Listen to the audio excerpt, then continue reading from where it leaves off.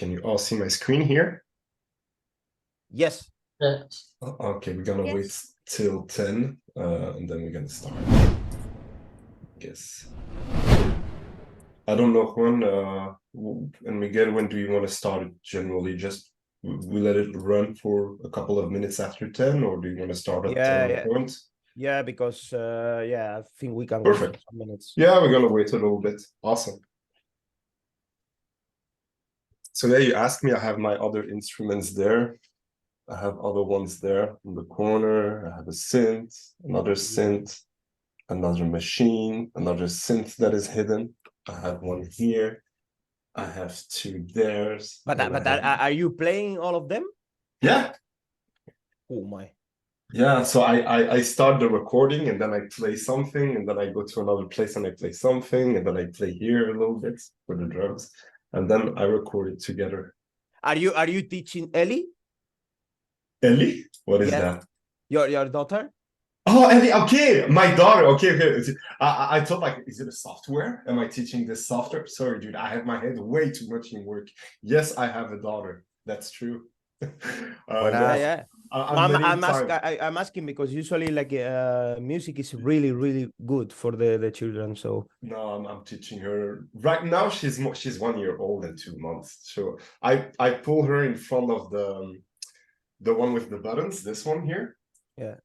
And she just starts jamming, doing drums and everything. And she keeps continuing doing like this. She just likes to listen to music that has a kind of high bass. She starts doing like this. That's her movement. She's awesome, man. She's awesome. Yeah. I love that. Generally, she cries when she doesn't like what I do. So that helps me getting an objective in music. Nice. Lovely. She's lovely. Yeah. And how is it going for you? Fine. The same, but a little bit complicated this weekend. My daughter got fever. Oh, yeah. My wife got sick, and I started to get sick too. So okay. Hard days coming. I think I haven't been healthy for a whole year since I got my daughter. Every single month I'm sick. I have something. Man, that's part of being kindergarten. Yeah, it's like, yeah, she has caught this schlibidush, and I'm like, what is this now? Like she caught another thing last week, and now you're telling me she got a new thing that has another name. I'm discovering diseases and pains that I never had in the past. Like I have pain here, and I'm like, okay, well, that's very precise. That's a kid kind of disease anyway. But yeah, that's part of it, of being a parent, I guess. It's being more sick and tired. Yeah, I guess so. I think you can start if you want. Okay. Awesome. We are 10. Hi, everyone. Nice to meet you. 11 now. Probably 11. Oh, yeah. People will continue coming, so no worry.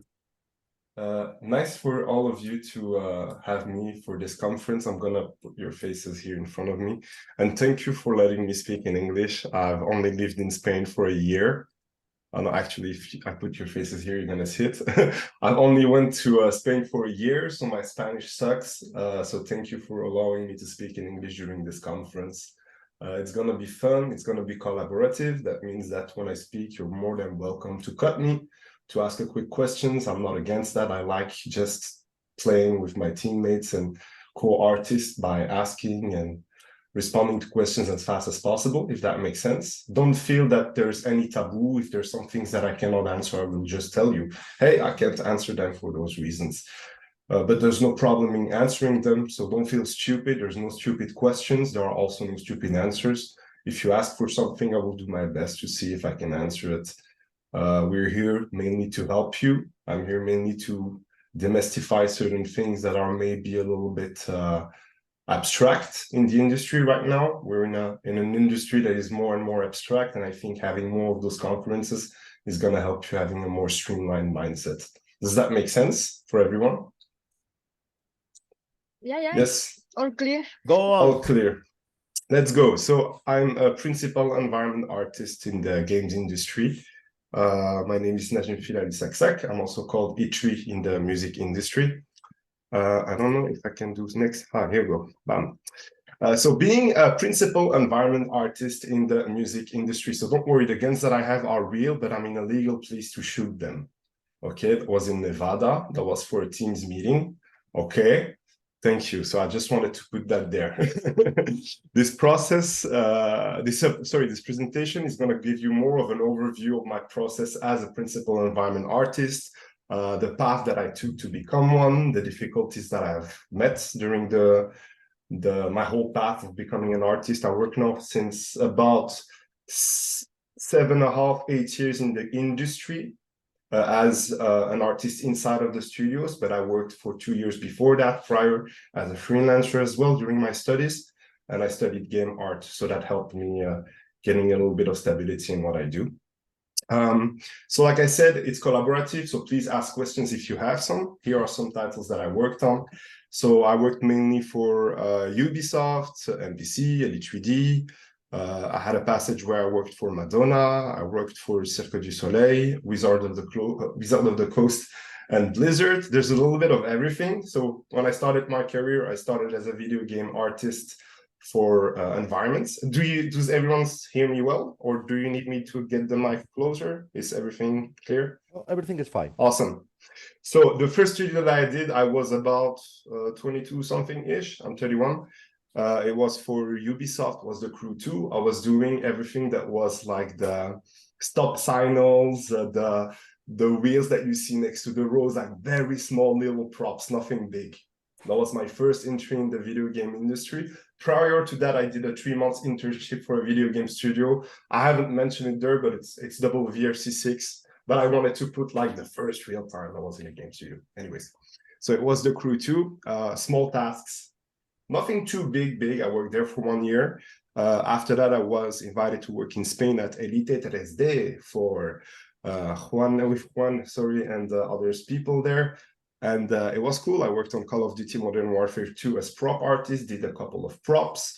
Then I had the occasion to work also, haven't put it there, but an Amazon Lumberyard demo reel scene, and Blood and Truth, which was an amazing experience. Worked there 1 year because I was called to work for Detective Pikachu and Aquaman for NPC Vancouver.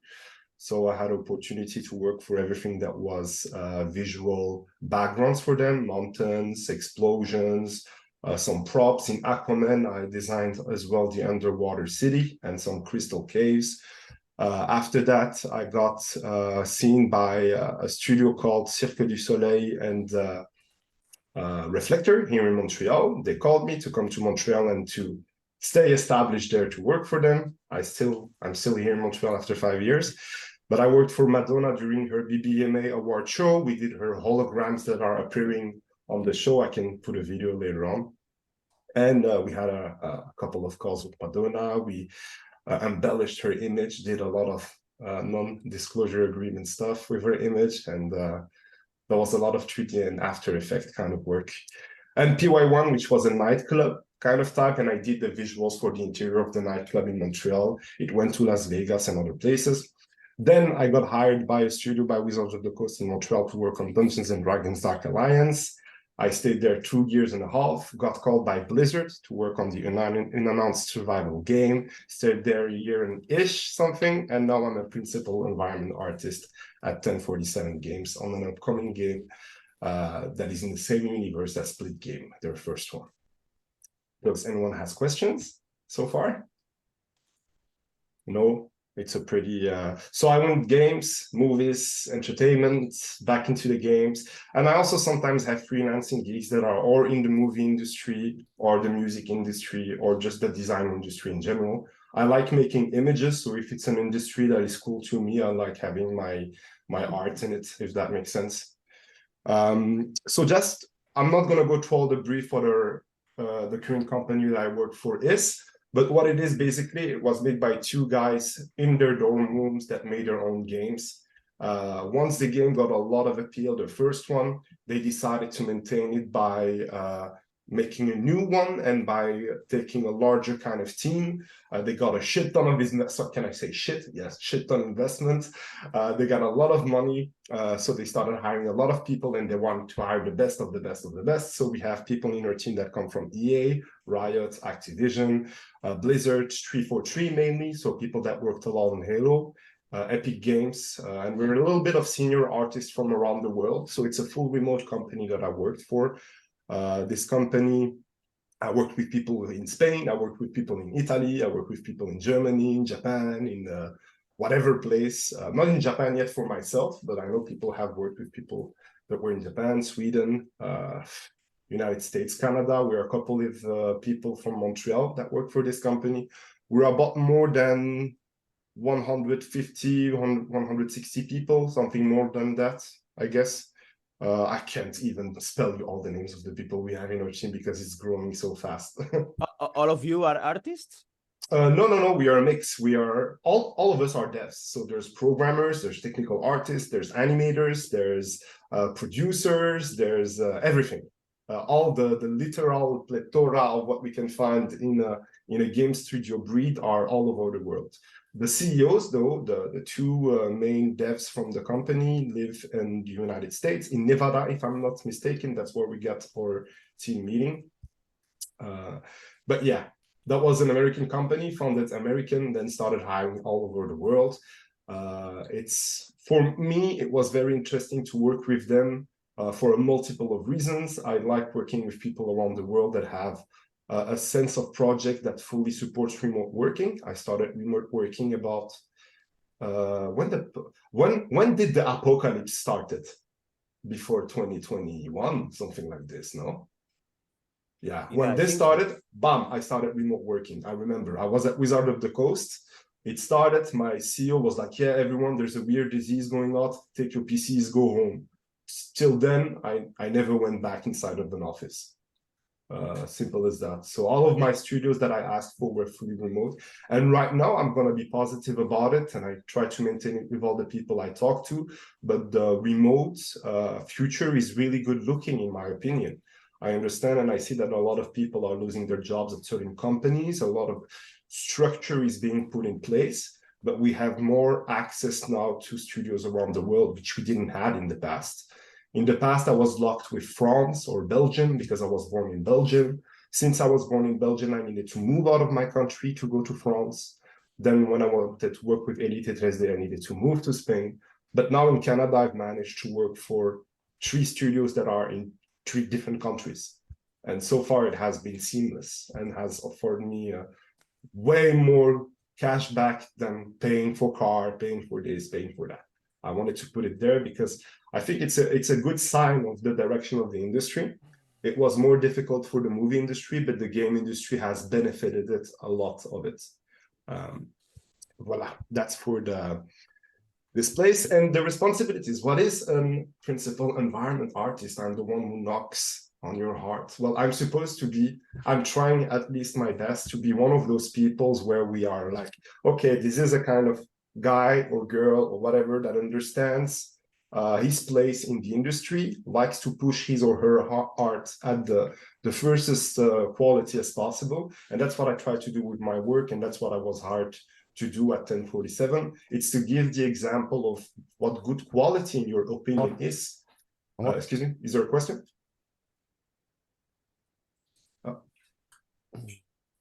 Nofal. Hola. Sí. Hey. ¿Qué ha pasado? Que se te ha escuchado decir algo y te está preguntando si quieres preguntar algo. Oh, no, sorry. No, don't worry, man. Don't worry. I clicked the keyboard, sorry. Don't worry, man. So basically, don't worry. It's basically a mix of leading a team and inspiring a team. So I'm not a team lead per se, but I'm someone that makes art and try to say to people, hey, this is what the benchmark is about. Does that make sense? Part of my tasks are conceptualizing and designing game environments. So that means that I also do overpaintings, I also do concept design choices. It's something that requires a little bit more of experience. Most of mid or juniors, when they start in the industry, they're going to approach a task by trying to adapt a concept art in 3D, trying to help certain teammates achieving a certain goal for a level, whereas a principal artist can really define a little bit the visual direction a level or an object is taking. So there's a lot of design choices that need to take into account, good principles of shape and design, of composition, of color. All of those things will be acquired when you are a principal environment artist. With a junior environment artist or a senior, generally we tend to ask these two seniorities to focus on things that we have seen in the game industry. We have an established workflow pipeline, so it's an easier way to approach it. With a principal in an indie company, most of the time it's a problem that you have maybe never faced or not often seen in the industry. For example, we're going to ask you to make, I don't know, plants that are going with the wind and leaving a particle of dust pollens in the air, or a plant that grows out of thin air, or a destruction of this or that, more complex things. So you need to be able to find creative solutions. And generally, you need to be comfortable with your pipeline and your workflow.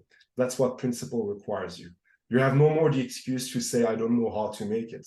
It's more about how long it takes you to make a certain thing. And then it's collaborating with other departments. That what I mean by that is that you need to understand what each one of the departments are about. If you're a principal environment artist or in principle whatever, you understand pretty well what each department works on. And if you need to help your team, you know which department to contact. Your first degree contact point to the other departments. I can give you a task problem, for example. Let's say you work for games for Dungeons and Dragons, and you are an environment artist and you work in a cave, an inside dungeon cave, and you want to make stalactites that fall out of the roof part of the dungeon, and you want them to make an impact on the ground. Well, you need to understand which department to contact to make those kind of effects. You know, you need to ask production if we have time to make those kind of things.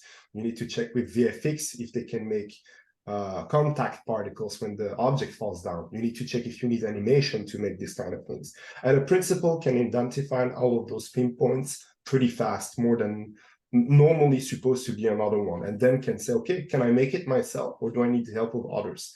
And manages expectations better on like this. So far, any questions? Well, I have one question. So you started as a 3D artist, and now you do both 3D art and concept art.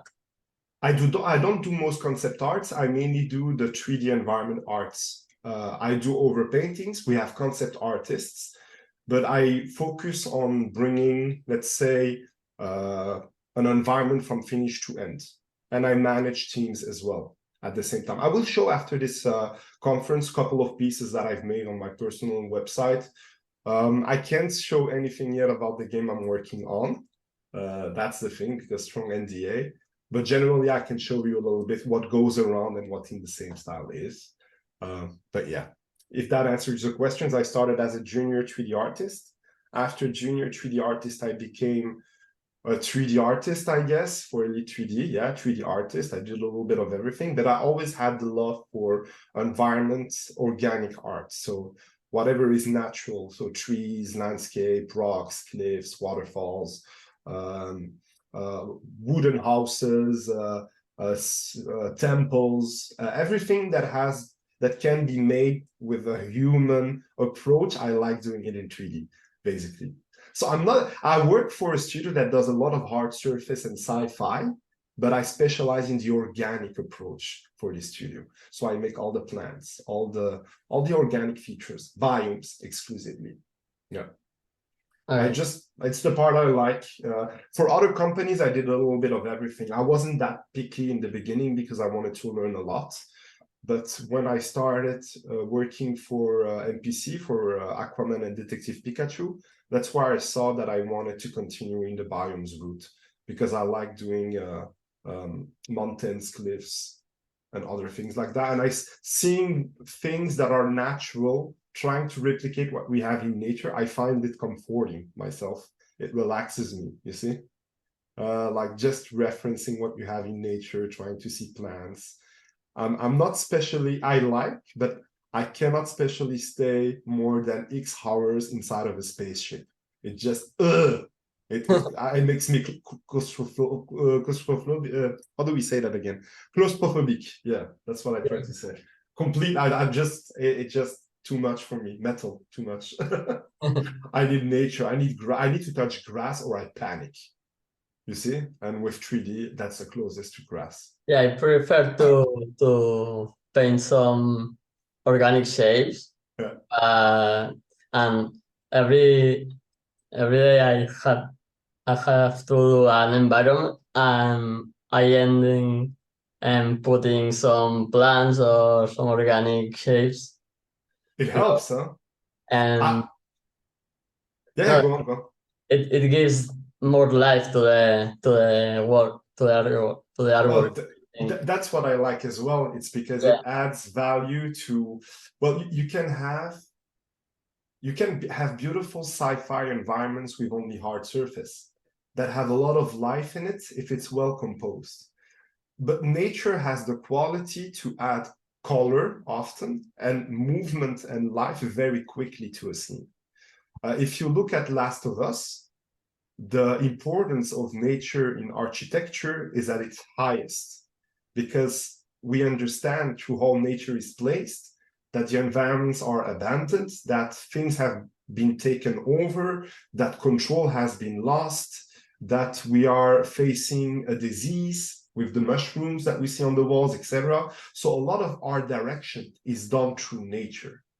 We see it in a lot of movies. Most of the time, if we're in a sci-fi movie, we try to push the art direction in hard surface, which is totally normal. It's sci-fi. We need to make in movies and games those cool shapes that we see, those cool armors. There's nothing more ugly than an awesome movie with ugly designs in it. You see? Yeah, that exists. So hard surface artists, I have a lot of respect for them, because they need to manage design expectations. They need to have good taste in shape flows, in breakups.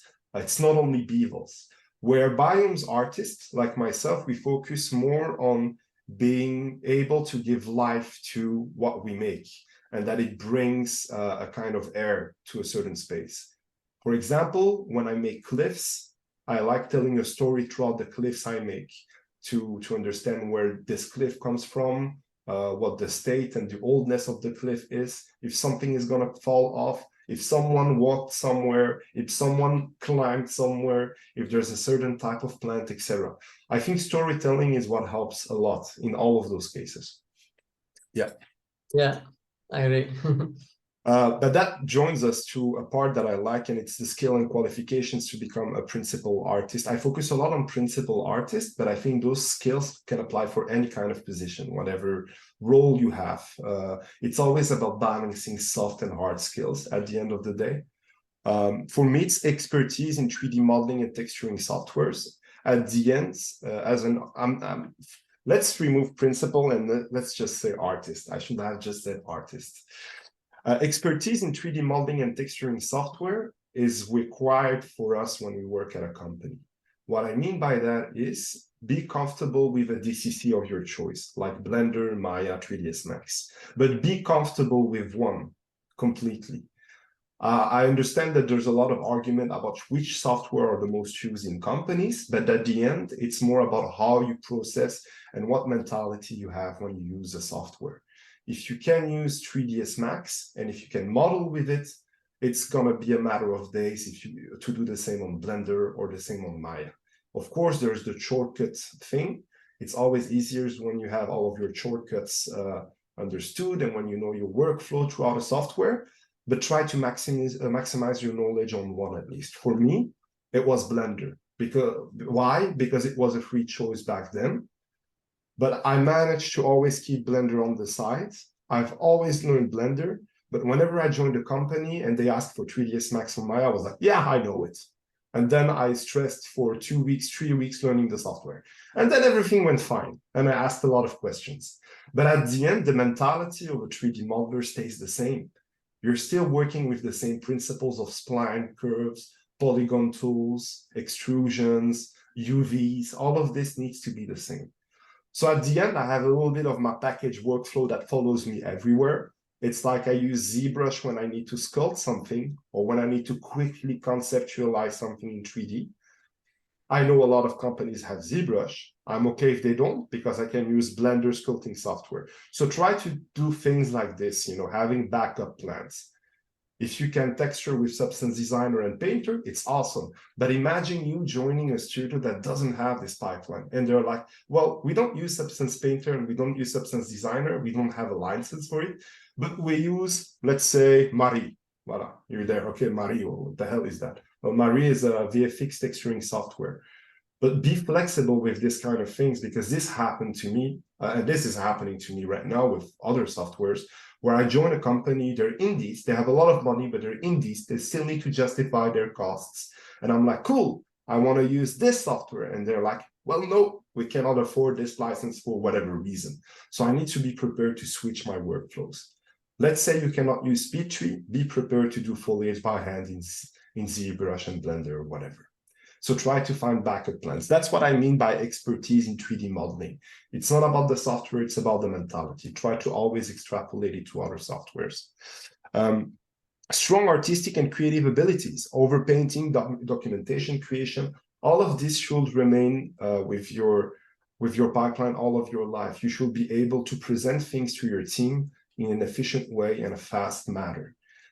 For me, for example, everyone from my team, and by the way, we're still looking for 2 biomes artists, so take a look at the jobs we're looking for. After this conference, there's a list of jobs we're looking for.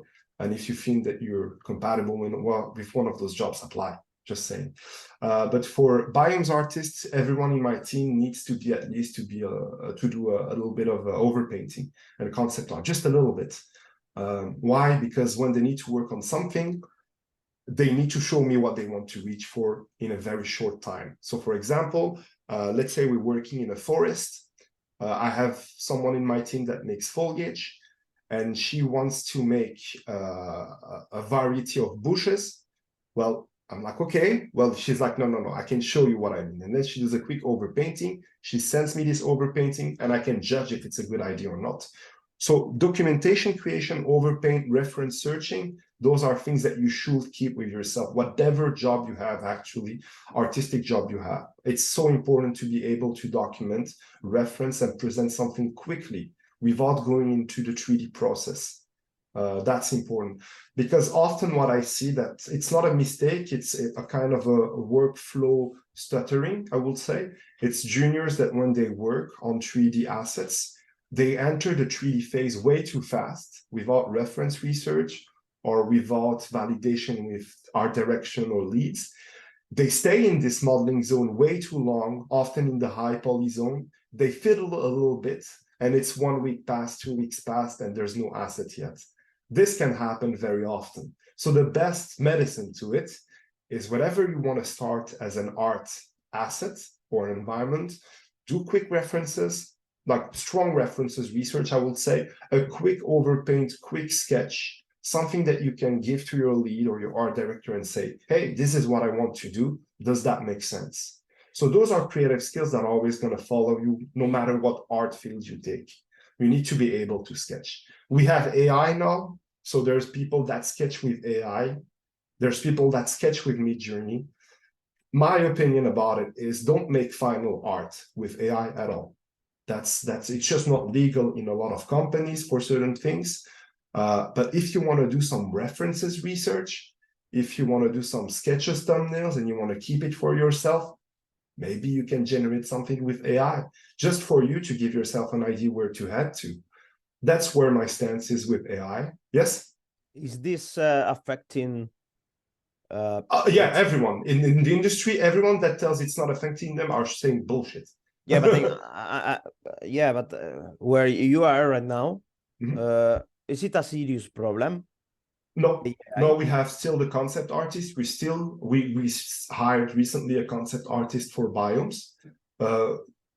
What problem is it? Is when companies start saying AI replaces a concept artist. That's a problem. Yeah. But that's a company problem. An employee problem will be I'm scared AI is going to replace me. It's such a broader discussion about AI, and it needs a separate conference for this. For me, at least, the way I approach it, I'm strictly anti-AI for finished work. What I mean by that is saying, make me this thing, press enter, and then put this on ArtStation and say, this is mine. There's an ethical problem behind it, and it's what have you made? You see? What I'm okay personally with are automatized tools or things that, like, I don't care about making a normal map. You see? I don't care about it. If there's a tool to help me make my normal map faster, I take it. I'm going to take it. If there's a tool to retopologize my objects better, I'm going to take it. Those are things in my pipeline that I need to have replaced personally. There's jobs. I mean, if your job is to be a retopology artist, I think we started getting into a deeper problem of over-specialization in the industry.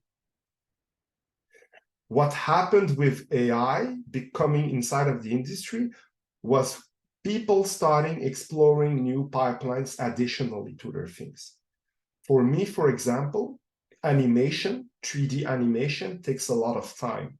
It takes a lot of time because I'm not a good animator, but I'm a good modeler, I'm a good texturer, I'm a good musician, I try at least.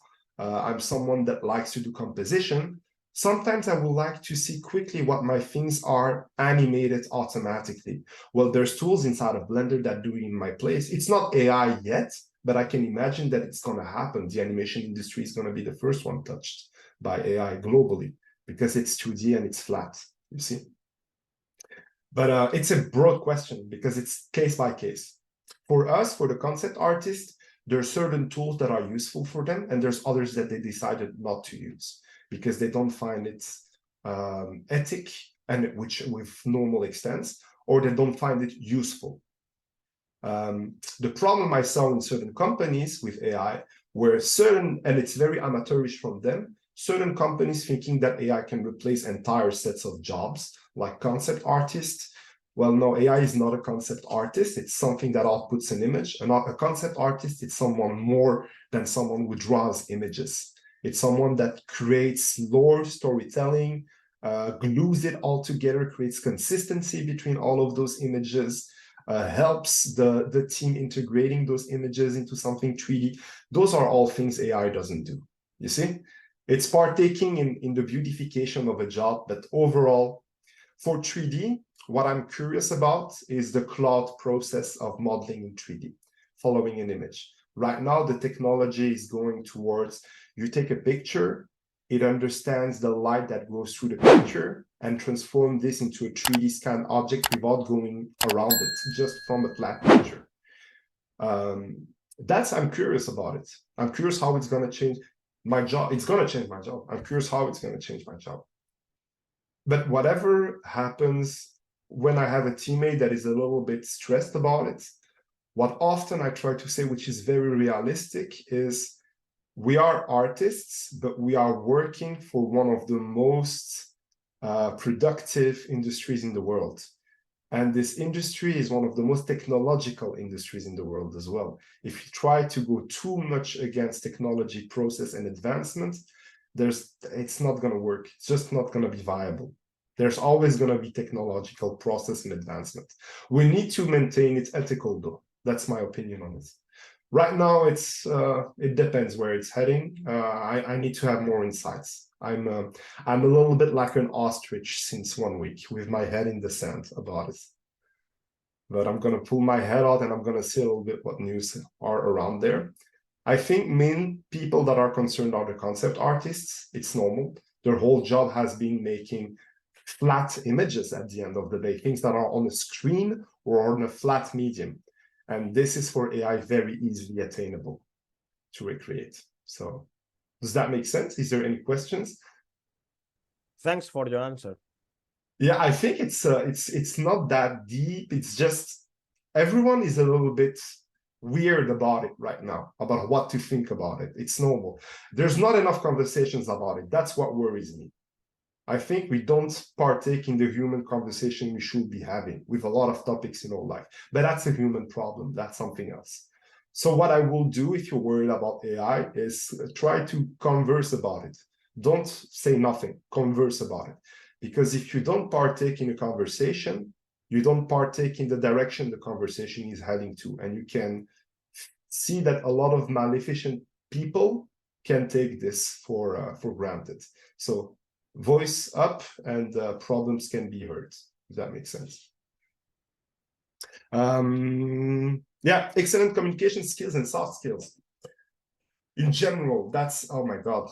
And experience in working in complex and varied projects. I'm going to merge those two. And now that I work for an indie company again, I realize how important communication is. I have a communication style. That's what I like to call it. I like using humor. I like to add a lot of sentences sometimes to what I say, just to kind of humor the place. People know me a little bit for that. That's a kind of tool that I use as a lead or an artist that helped me guiding teams and helping teams. I'm not speaking like this, and every time I want something out of someone, it doesn't work. You see, it's just, it doesn't engage someone. So I try to work on this. This is a communication skill. It's not only about how you speak to people, it's about also how you interpret things that people say. I'm someone that can be very quickly paranoid. So whenever someone writes me, I'm okay, thanks, I'm like, okay, this person is not okay. This person is angry with me. There's something against me. Those are things that when you work from home needs to be worked a lot, and we don't take care enough of it. And that's part of the mental health. It's knowing how to address someone, knowing when to reply to someone, knowing when to feel bad about something, when to feel happy about something, when you overworked yourself, when you didn't work enough. Those are all things that you're dealing with yourself alone when you work from home mainly. And it has been for me the toughest, because I'm someone that has always dealt with anxiety with different things, from small to big things. And being alone in your corner, in your room, spinning in your head when there's something going on in your company is one of those skills that you need to work on a lot. And I think during tougher times, it's going to be tougher. It's stupid, but like sometimes I was in a situation where I was speaking to a lead of mine, and the lead lost his dog. I have a dog, so I can imagine. And I was speaking to him, and he was very direct and very abrupt in his answers. And at the end of the conversation, I was like, does this person like me? Is he angry about something that I did myself? And I was spinning, and 7 hours go past, and I'm not really productive because those kind of things are spinning in my head, you know? And as an artist, I need to be productive, and I need to have my mind completely free of worries. And at the end of the day, we have another meeting with this person, with this lead, and he's like, yeah.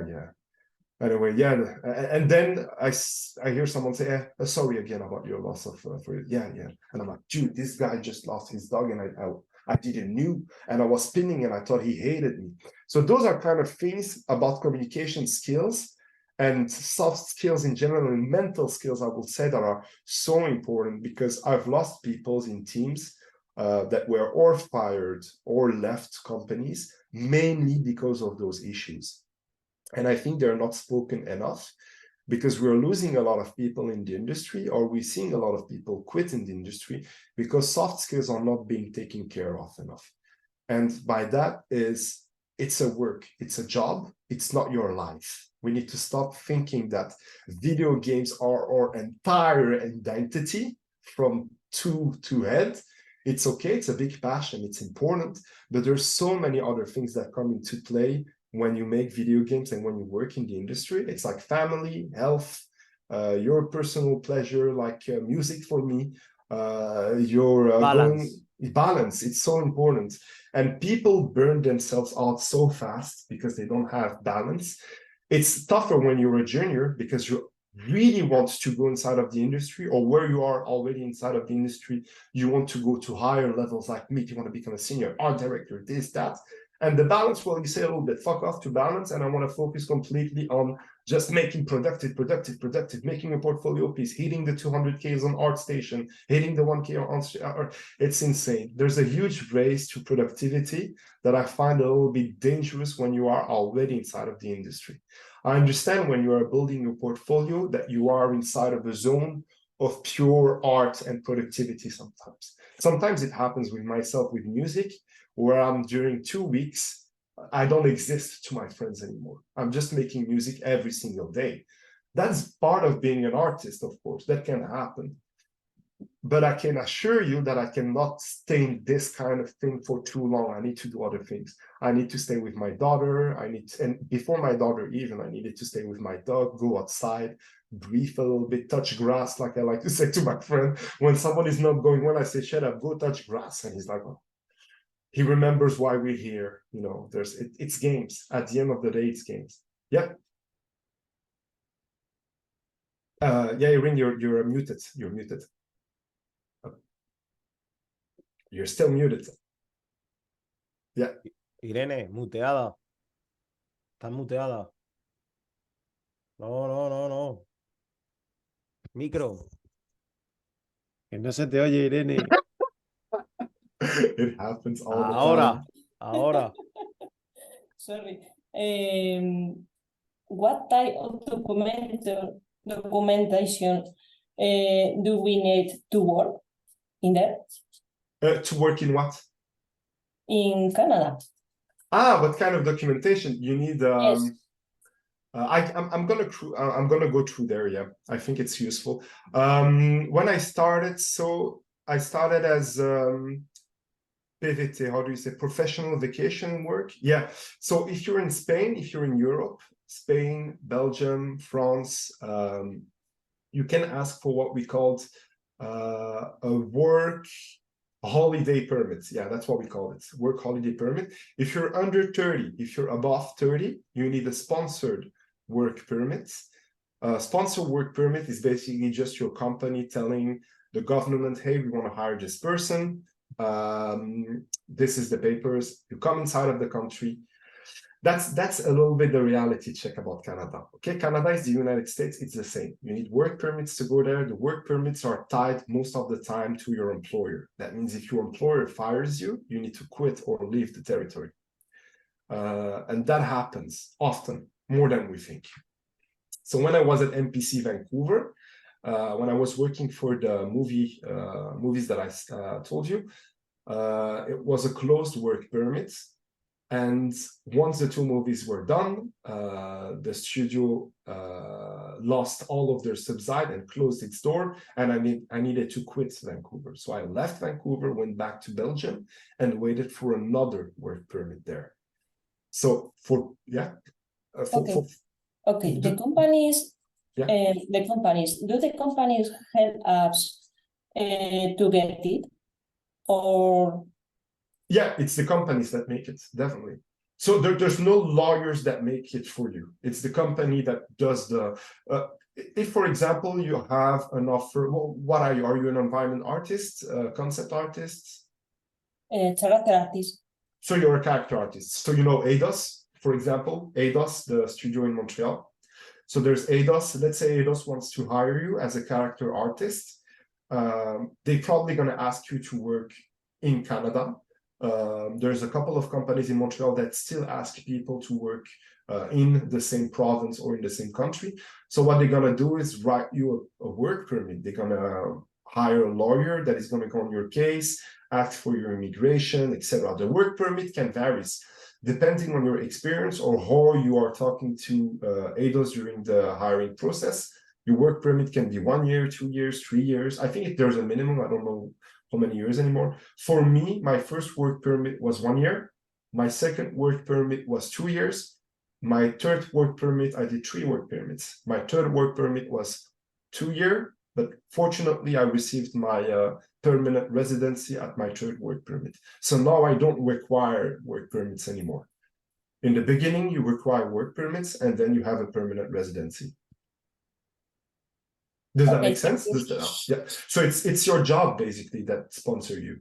It's just that. You cannot yourself you can ask and go through a whole process to live in Canada.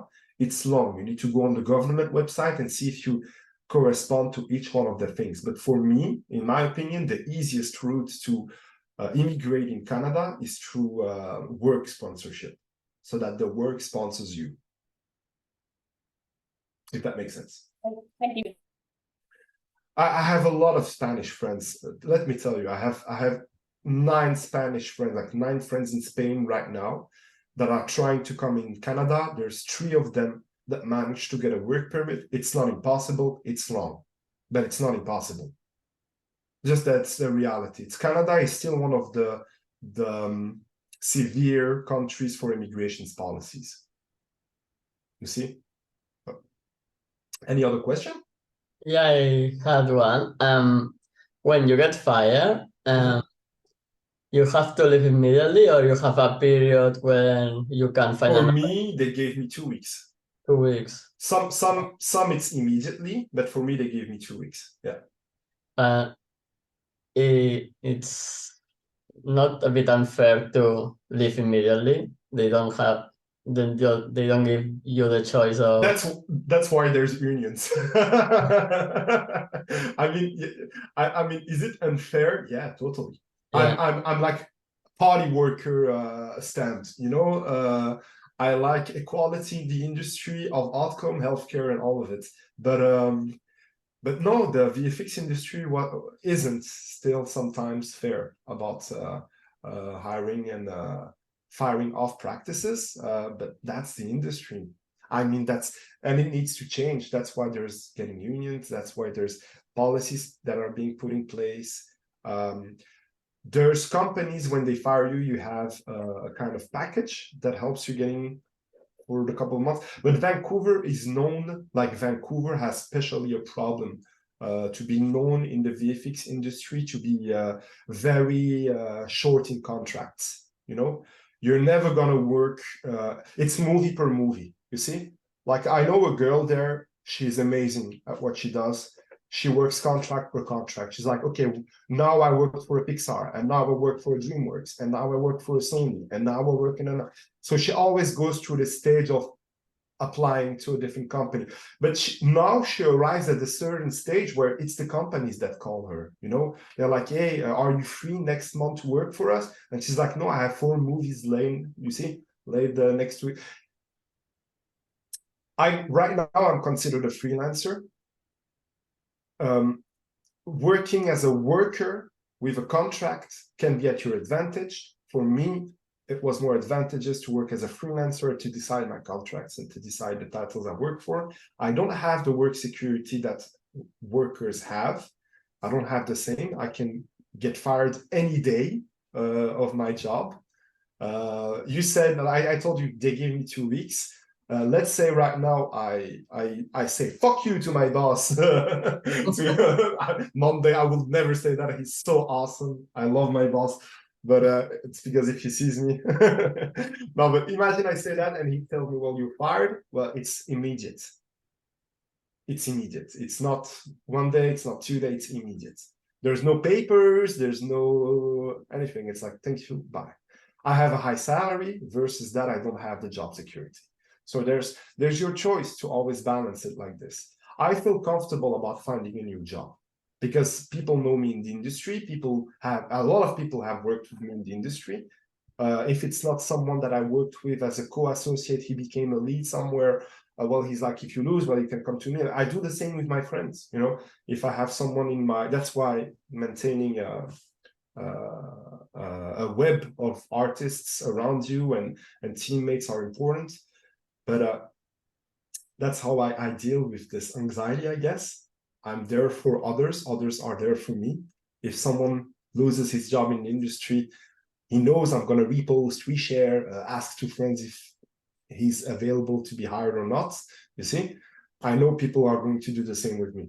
So in the game industry, in my opinion, there's more of this. There's more of this security. In the VFX industry, there's a reason why people protested. There's a reason why there were people outside with, it's not for nothing. It's because they wanted a better security. There were some concerns with AI, but other concerns as well for the overtime. And I say the example of MPC Vancouver that now closed its doors, but I was working from 8 a.m. till 22 from Monday to Sunday. And I did it for 6 months, you know. I woke up at 7 a.m. I took my breakfast quickly. I went to the studio. Sometimes I even took my breakfast at the studio because they had breakfast there. So I took my breakfast at the studio. I worked 8 a.m. on time till 22, till 10 p.m. because there were some shots that needed to be taken. I go back home. I went quickly to the gym at 11 p.m. I took a quick shower and eat quickly. It was midnight 30. I sleep, I wake up at 7 a.m., same thing. And I did it from Monday to Sunday. This is not a life, so I get it why people wanted to change the industry, you know. And after that, the privilege that you have is seeing your name on a big movie, you see? So that's why we need a lot of protection for this. But for being fired, this, that, well, the game industry tends to be less like this because it needs more time to put someone into a pipeline. Does that make sense? So every game studio has a different pipeline for certain things.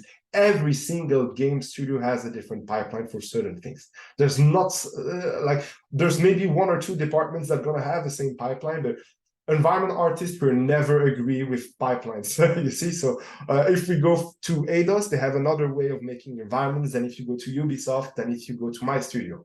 My studio, environment artists, they make their textures, they bake it, they place it. Ubisoft, you may be gonna model, but you're not gonna texture, maybe you're not gonna do it. It depends where you are. In the movie industry, the pipelines are mainly the same for that reason, because the rollovers of people are the same. So people know how to do compositing, basically compositing. They know how to color grade, and the software are basically the same. There's like the big dogs of software that they use in the VFX industries, like the render engines, V-Ray, RenderMan, whatever. Their principles is the same, because they know they're gonna roll the artists a lot. They need to have artists that are coming in, produce directly, day one. When I arrived in Aquaman and Detective Pikachu NPC, my first day, I needed to be productive. I arrived, here's your desk, here's the shot you need to work on, because we worked per shot, here are your softwares. And that's it, go, bam, we give you 1 day to do it. Video games industry, if you join my team and other teams, it's gonna be like, well, I'm gonna give you a couple of weeks of onboarding, there's going to be a little bit of teaching tasks. We're going to see what you like to do. We're going to integrate what you do, etc., etc. So yeah, that's the difference. So I like staying in the real-time industry right now. If I have certain freelancing gigs for movies, I do it if I have time, but nothing that stresses me of losing a job or something like that. So for you folks that are very inspired by coming to Canada, it's feasible. I did it. When I was at your stage of my art career, or at others, like at a way younger stage of art career, I had someone else that also told me, hey, it's going to be difficult to come to Canada. I was in Canada. It was difficult, but it was not impossible. I needed work sponsorship. To have work sponsorship, you need to impress a studio. And to impress a studio, you need to have a portfolio that makes sense for them to hire you from that far. Because Montreal and Canada in general, they have also game art schools. Good thing is, Europeans are considered good artists, very good artists. We have very good artists that comes out of Europe, and mainly Spain. So we have a lot of Spanish art directors. We have a lot of Spanish leads. It's for me, I had 2 VFX soups when I was in the movie industry that were Spanish. It's one of the greatest art director of all time is Spanish. I mean, we need to be realist about it. There's a quality about where we come from that is taken into account as well in a lot of places. When you go work in Japan, if you come from Europe or America, for them it's a quality. You're bringing something of quality. Same for the Chinese company. We have a lot of Chinese studios that are being implemented in Montreal because they need the talents from outside of China.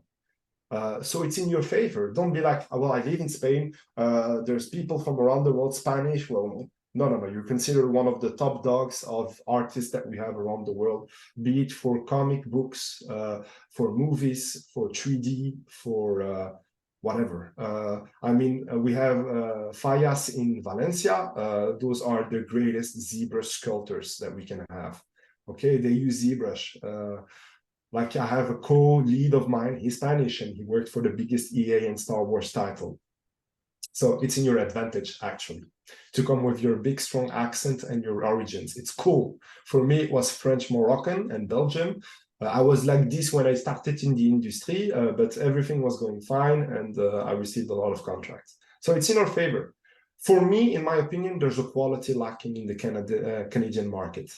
I don't find, especially the schools in Canada, to be going to the right track. Certain of them are. Rebecca is an example of a school that goes in the right track, but others are not following a track that I see good juniors coming out, if that makes sense. You see? There's a lot of factory workers that we see more and more and more and more and more, and I want more artists. And I think the mentality of Europe is to approach everything with an art point of view when we make something. I think we all grew up with museums, you know, and all of those things and are around us that are constantly part of our day-to-day life as artists. In Canada, it's not the same. It's not a museum place, Montreal, you see? It's not the people from Montreal, they're not people that go out a lot to museums. That's my opinion. That's how I see it. And I feel it with the interaction day to day. There are more technicians. They see the game industry more like a product than an art piece sometimes. Yeah. UK is an example of a place that I also like producing games. I have games in mind like Zone that produced Disco Elysium. We have great things coming from Europe. So yeah, apply to Canadian studios, see what there is, but don't forget that your chance of working also in Spain is the fact that you're going to co-work with talented artists, probably more than any other place. Yeah. Yeah, but we got a problem too with the Spanish, let's see, talents, because they don't tend to open their minds and try to travel. Oh yeah, of course. They prefer to stay, you know, at home, and that's complicated as well. That's how to manage it and how to balance. Of course, man. Of course, I have the same with Moroccan artists. Sometimes, I'm in Morocco. We have a certain mindset of how we need to produce art, how we need to make 3D, what art is, what isn't. When you go a little bit outside of this mindset, there's like conflict. But that's why discussion is so important, you know. Work from home has opened me the fact that it's not important where I live, for my job at least. It needs to be important for me. Right now, my dream would be to live in Hawaii, in a freaking wooden hut next to a beautiful beach. If I could do that, I will take it. The reason why I arrived in Canada at first place was because of work permits, immigration. I needed to immigrate myself. I needed to immigrate. It's like my parents did from Morocco to Belgium. I needed to do the same. I arrived here. I met my girlfriend here. She's Canadian. We have a kid now together. I went to the real immigration pipeline, you see? So I will say, is that in your advantage? Would you like to immigrate to Canada? That's often the questions I'm asking. Why would you like to immigrate to Canada? If we take from an economical standpoint, Canada is not the strongest right now to immigrate to.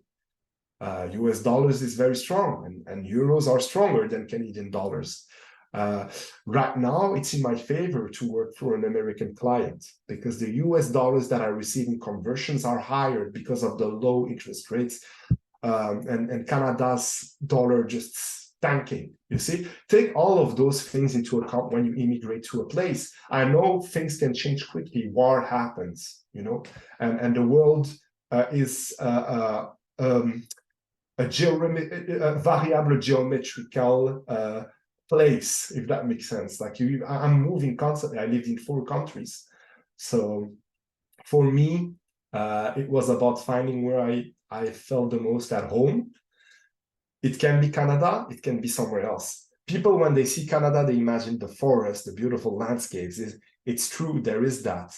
If you live there, most of people don't live there. Most of people live in Montreal or Quebec. And Quebec and Montreal, can sometimes be a little bit hard on you. There's gangs, there's violence, there's all of those things that need to be taken into account more than any place. I mean, when I arrived here, that's the first time I saw the police band rolls around the place with 2 dead corpses on the ground, and we heard it's the mafia, and I was like, damn. I come from Belgium, I come from a Dutch place. For me, that was big. People with blue bandanas and red bandanas, you know, it's another place. Do you want to live there? It's not always like this, but take that into account that it's not like the postcard you imagine it to be. When I arrived in Vancouver for the movie industry, there's a huge epidemic problem of fentanyl, I guess it is. It's a drug problem. And when I say huge problem, there's a lot of people on the street that are overdosing. Something that I've never saw that in my life, and it was something for my heart very difficult to live with when I was there.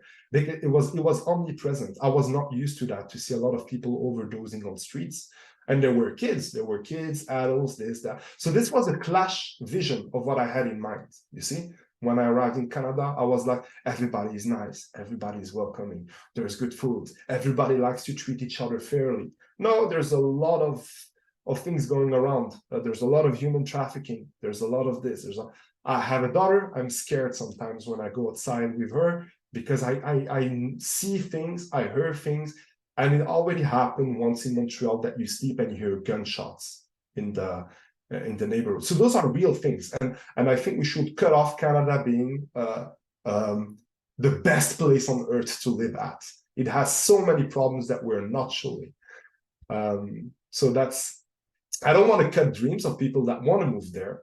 There's a lot of opportunity. There's a lot of land place. What I want people to open their minds to is take care of your family first, see where your family wants to go, and see if it's a good option for your family. We're hesitating sometimes to move out of Canada, my girlfriend and I, because of violences in the streets and because of certain tensions and the high price of housing. Has dramatically increased. Vancouver is one of the most expensive places to live at. When I was working in the VFX industry, it caught me by guard because when I arrived there, they paid for me 1 month of hotel. And I was like, yeah, 1 month of hotel paid by the VFX company. I arrived there. I had a salary that I considered high. It was 50K. Yeah, 50K Canadian dollars per year. That was my salary for my first job inside of the movie industry. And that's considered a high salary. There's higher, of course. But I was lucky. I was there. I swear to you, I always remember the costs. I had something like $2,500 per month. I had $2,000 that went into my housing, so my apartment, which was a cube. It was a small cube. And I had $50 to the gym, and the rest was for activity and food. And the food went over easily by $550 per month because food is freaking expensive in Vancouver. Everybody, it was insanely costly for me. So financially, it was difficult for me to move there as well. So take that into account if you want to move to Canada. Financially, are you able to move to Canada? With if you have a family, are you able to take your daughter, your kids, your son, your wife, your whatever partner there and help them financially? Because if you are going with someone to Canada, you have a work permit, and they also need to have a work permit to work there.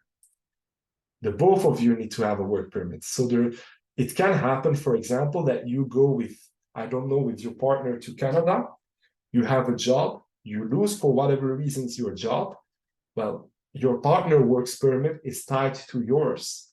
So you both need to leave the country as well. So there's a lot of things that need to take into account because people think it's the El Dorado, but there's a huge immigration policy that can be very stressful and that can change completely the way you see your immigration going on. I'm sorry, I talk a lot, but I just want to make this clear about Canada. Because it's work from home is opportunity for us to stay wherever we want. And if I had the choice, and if I had the opportunity to work from home back then, 10 years ago, Maybe I would have stayed in Belgium. I don't know. I would have not had the same life as I have. But for you folks, if you have the opportunity to work from everywhere, take it. Take it. And be sure before you start an immigration process and inform yourself very strongly, because things that are not stressful in your life can become like really stressful with immigration. For me, when I had my work permits, my girlfriend was pregnant then, but I was still on work permits, and I was so stressed about not receiving my permanent residency. And I was like, wow, I've put it myself in a situation that if, for example, we don't give me my permanent residency, I need to leave the country and I need to leave a pregnant woman. It's tough. So think about all of this. I went the hardcore style way. Everything went fine at the end, but I heard horror stories as well. So I want to be realistic with it. It was a lot of talk. I hope you all have time and we're not going over. I have a lot of things to say to you. I'm having a great time. That's why. But there's a great thing here I wanted to talk about, and it's the main challenges of a principal artist. Can you still see my screen? Yes. I like this. I'm not criticizing the person that did the sculpting, but it was a funny thing that I found on the internet. So a principal artist compared to the other people. You need to maintain an artistic vision throughout the board. So a principal artist is going to work on sculpting, environment, plants, this, that. You need to be able to make everything visually consistent. And that seems easy to do, and it's actually the most difficult thing. When you start texturing, you need to be sure that your texture, look, and have the same style as other things. That's where style comes into account. Colors, choices, palettes, etc. Working with tight deadlines, and very, very tight deadlines. And those deadlines are, hey, you have 2 weeks to make this environment. Hey, you have 1 week to make this. You need to be able to finish those things. This can take your job into risk if you not finish them often. You are paid to make a job, and you are paid to make the job on time. You're not paid to make your job not on time. And that's something we forget often. It's art, it's cool. Everyone is artsy, it's awesome, but it needs to be a product at the end of the day. It's something that releases and people need to play. So whenever someone is digging into the art field too long, I'm always trying to remember to this person, hey, it's a product you're working on. It's a toy that people are going to use, play, and experience, however you call it, it's still a product. And you still need to please investors and studios. That's where us as artists, we could always benefit of having more of production training and financial training. Myself now as a principal artist, I'm dealing with financial contracts for software subscriptions and things like that. So I need to be sensible of if it makes sense to pay for speed tree for 2 people in your team, or if it makes sense to ask for 4 licenses. Those things inside of a huge AAA company, it's okay. But inside of an indie structures, those financial decisions are very crucial because it's out of their pockets directly. And that goes directly with tight deadlines. Do I have time to make all of those plans if I don't have speed tree? Versus what are the pros of costs if I don't have it and make it, and that we miss the deadline, versus that we pay for the software and we don't miss the deadline. And I need to present it to my bosses as well. Adapting to technology advancements. So machine learning is an example. Let's not be close to whatever happens in the AI universe. And sometimes let's not call it AI, let's call it machine learning, okay? AI is something very big that we're trying to put on the marketing kind of aspect of things. Artificial intelligence, things that are completely intelligent and replaces us. No, those are machine learning tools that accelerate certain workflows. So if you see something going around that can help you accelerate the process of a thing, do it. Personally, as a lead, if your task is done and all the output is yours personally, if you used, like I said, Midjourney to sketch out some references, or if you used an AI tool to make certain textures and we don't see it, I personally don't care, really. It's to your judgment. Myself, the AI usage that I currently use is ChatGPT for all my mails. Like every single mail I write, because I have a way of communicating that can be a little bit too joyous for some. I'm like, hey, what's up, CEO? I'm like, no, that's not how you talk to your CEO. ChatGPT, please help me. And I'm like, please help me write this message to my CEO. Or someone writes me a very long mail. I'm not joking there. And I'm way too tired. It's 7 a.m. I copy the mail. I click inside of ChatGPT and say, give me a resume of this mail. Give me some bullet points. Another thing that I discovered with AI, what I do is I have a transcriptor of video conferences that I have or meetings that I have, something that records the meeting only on my computer, not on the cloud for NDA reasons, and then turns the meeting into a text document. So I just can go over it after the meeting. And I can be just like, okay, what was said during the meeting? That you need to be careful in this and that and that and that. Those are AI tools that accelerate my workflow. A calendar, I have a smart calendar that auto-organizes my meetings following the best schedule that I need to. What else? I use AI for Python inside of Blender if I need to make scripts. If I need to make something, I ask AI, hey, I need to make a vine. How do I make it? Here are all the techniques that you can use. Those are things that you can use AI for. I don't ask AI to make a vine. No, I ask it, how can I make a vine? Because that's it just doesn't work yet with 3D, but that's the tools I use. Managing team dynamics and softening politics. So there was I always remember when I got given my cardboard box at MPC and we told me, here's the exit. I said, yeah, something like stupid because I wanted to sound proud. I was like, yeah, I don't care. Your politics. And I always remember my lead or something answer. He was like, dude, wherever you go, there's always going to be politics. And I was like, yeah, bullshit, anarchy, let's fuck this. I went away.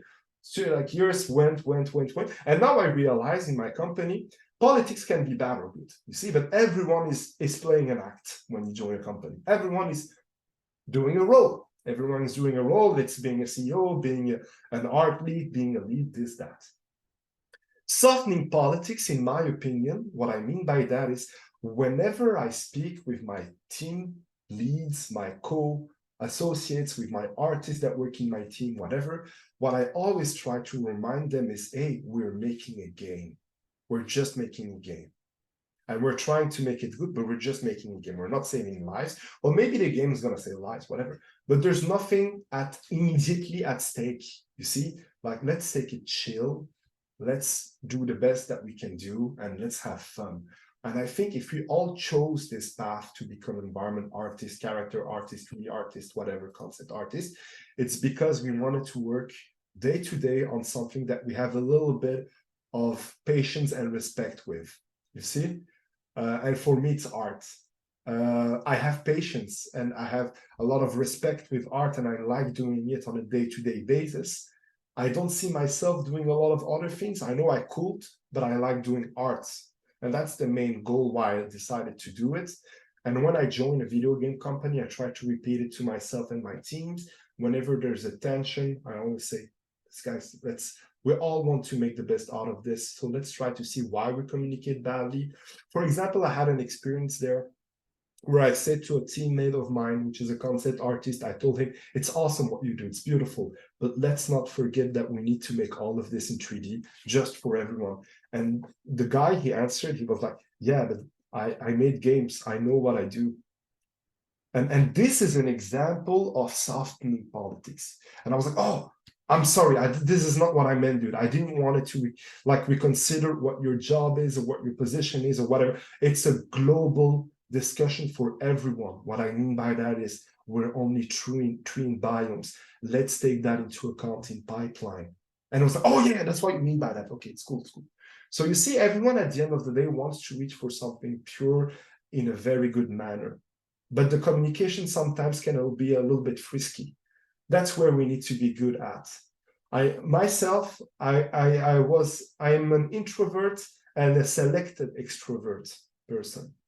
So when I need to be extroverted, I am extroverted because the moment needs it. When I need to make a presentation, when I need to make my point across, or when I need to understand something that I don't understand, I'm more extroverted. When I need to shut up and listen, I'm going to be more introverted, more sorry, it's the bad definitions of extroverted, introverted, but that's how I see it.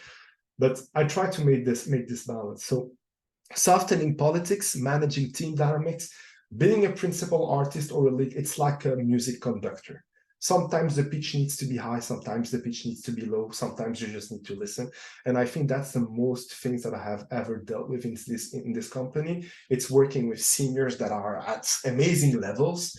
I have people that work on crazy titles, and sometimes I need to ask them for things, or I need them to ask them to clarify stuff.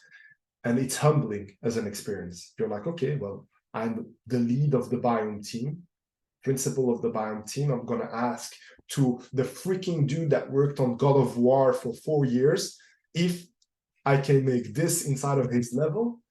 And he just says to you, I don't know, what do you think? And I'm like, oh, check. I need to get it right. So those are all conversations you need to understand. Being humbled is something that happens a lot when you start going inside of smaller studios, because you talk quicker to other people. My experience with Ubisoft was that I didn't know who the technical artist was. My experience here is that I have direct contact with my CEO. That's what I personally like. It's not for everyone, because you need to be prepared to deal with conversations directly. No bullshit conversations. Like your CEO is going to ask you, for example, hey, where were you yesterday meeting? So this is direct. It's not your lead, it's the CEO, you see? And this can have a stronger impact on your job. So I think for me, my 1047 experience so far, awesome, but it has been a humbling experience to expect my communication skill to be on point. And I train a lot on it. And I try to remind whatever things I say or do to myself and to others that I'm just there for a better product at the end of the day. Well, I think we can go over this one quickly, but for me, those are the benefits of what it is to become a principal environment artist or principal artist. So what are the benefits for all of you to becoming a better version of an artist than you are right now? Let's say that all of those things, principal, senior, those are all titles, we agree. Titles are not super valuable in real life. Those are just indicators of hierarchical structures inside of studios. But those are proofs that you have attained a certain level in your skills, most of the time, I hope. For myself, I'm always doubting, oh, how did I came here at the first place? How the hell am I a principal artist? Those are conversations I have daily with myself. And it's about reminding you how you became a principal. And the title principal artist is a very smart title, because it means so much and nothing at the same time for a lot of companies. Sometimes a principal artist is someone that can define completely the style of a game. Sometimes it's just someone that's going to define the style of a zone or a corner. And sometimes it's going to be a little bit of everything, you see? A lead is a little bit more clear. It's someone that directs a team, lead a team. I'm also leading a team, so that's weird. Am I not a lead? Well, I try to stay with the principal title for a certain reason. I like this title for a certain reason. The reason is, for me, it's about showing to a studio what yourself has become as an artist and what you can bring personally as a new touch to a company. For myself, it was the fact that I have worked on so much variety of games and movies that I was like, I can be a visual target for certain things in our games. That's how I presented it. And it was biomes for me. So for biomes, I said, I want to be the one that makes all the natural environments, and I want people to reach for the visual look depth target that I'm doing. My teammates and other VFX artists. So it's art directing in a certain sense. I have my art director that gives feedback on what I say, but I'm always micro art directing all the little tasks that I have. On top of that, I don't have a tight following process as the other ones. So my producer and my leads are not following me and checking as often on me as on the other ones. They trust me on finishing a certain thing, and I deliver on time the certain thing. Sometimes I'm blocked. It happens often that I'm stuck on a zone. I need help a little bit figuring out something. But at the end of the day, I promise a finished result very fast and more fast than any other team members, I hope at least. If I don't manage to do it, I try to take this target and correct it and being better, better, better. It's a constant learning process. You need to be okay with the stress of saying to yourself, you need to learn every single day. And you need to adapt your workflow to that every single day. And it needs to be quality driven, and you need to be okay. I'm capable of working on the biggest visual games that there's out there. That's what you need to present if you want to be a principal artist. And I think it helps just with your overall, how can I say,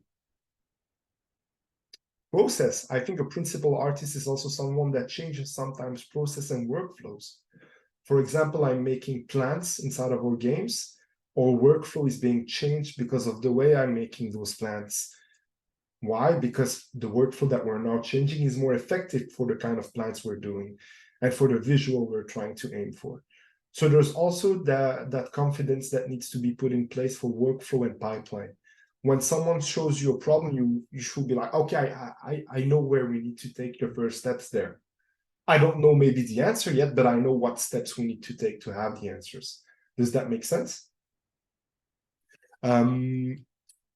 Yeah, and then it's all about, it's just returning to all of this, what a principal artist is, learning every day, contributing to a big project. As a principal artist, when you see your name as a principal artist on a title, you're like, wow, it's big, I'm happy, I've defined a look. It's like being an art director, it's like being senior, it's like even when you're a junior, when you start, you see your name, you see a title, you're happy, you know it as best contributes to what you have tried to do for the game.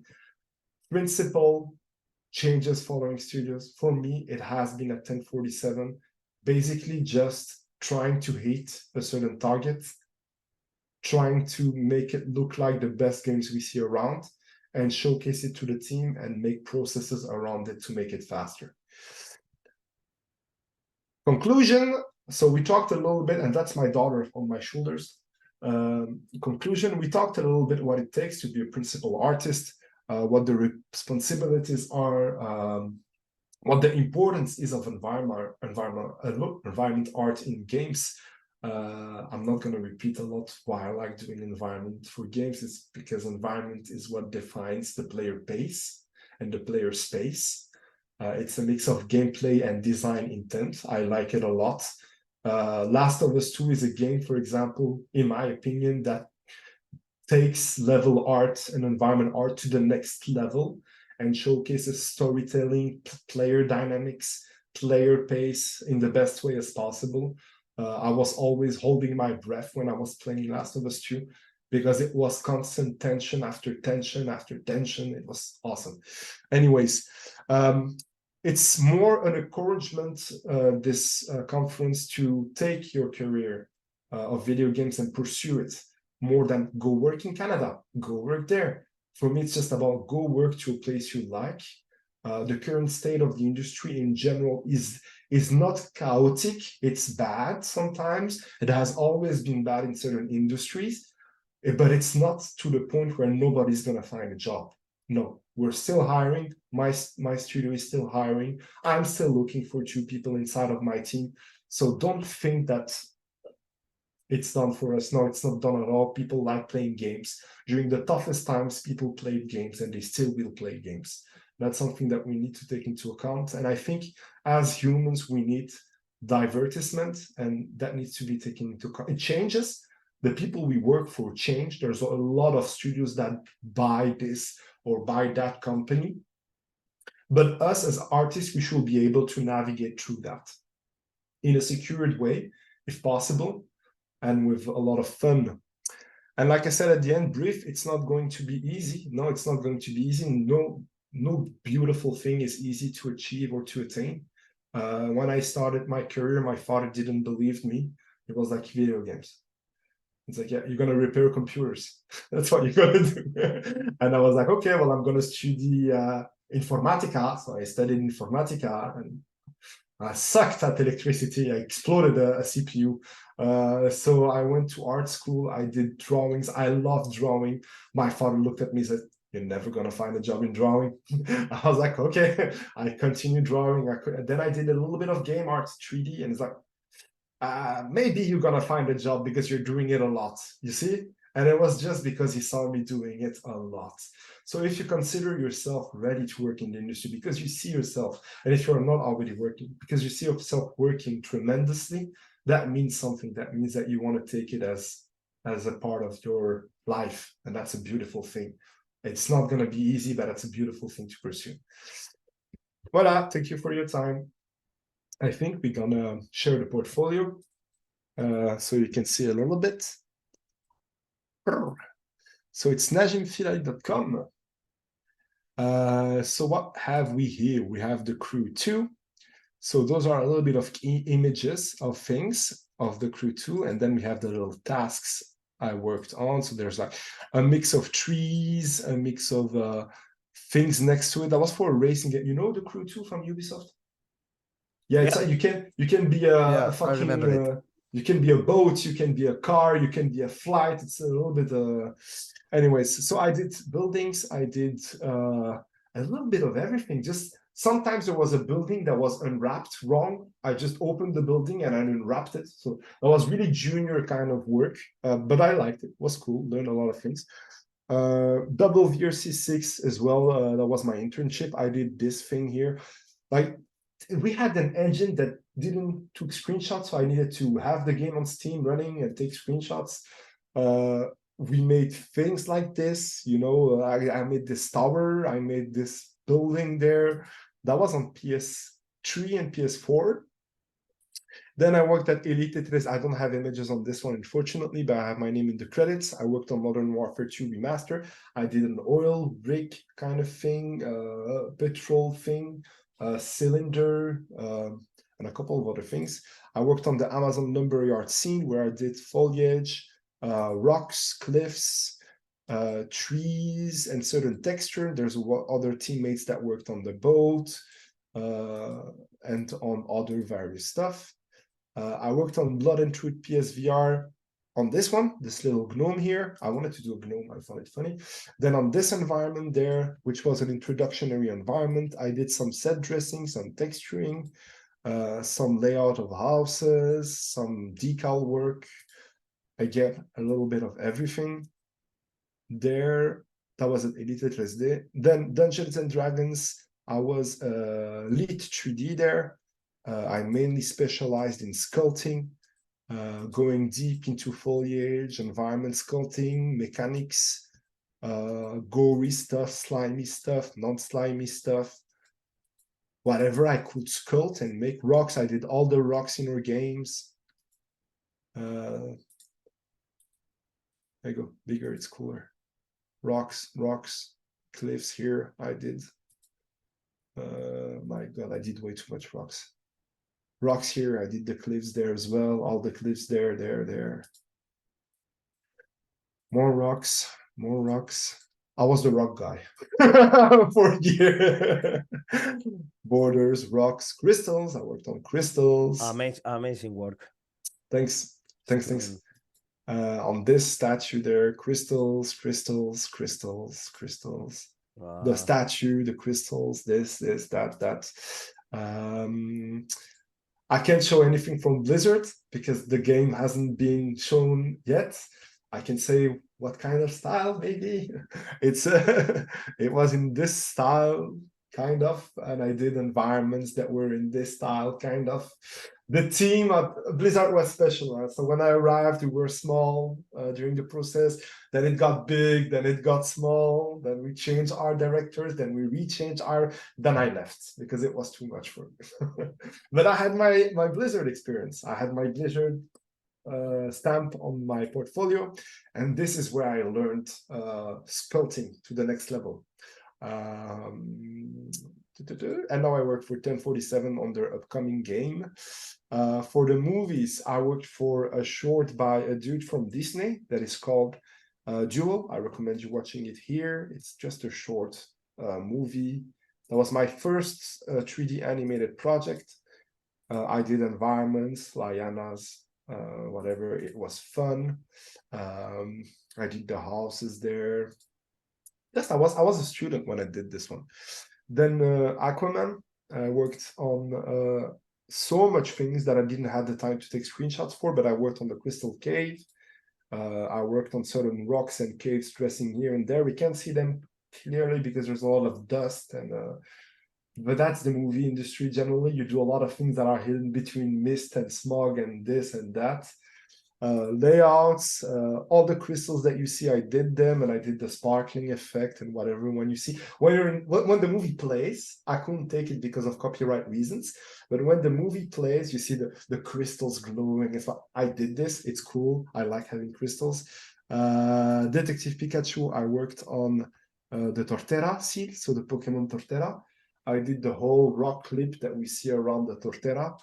And I did some of the rock scattering there, here and there, all the rocks here, the rock there. I didn't do the trees. It's a friend of mine that did the trees. I did all the rock here that you see, all there.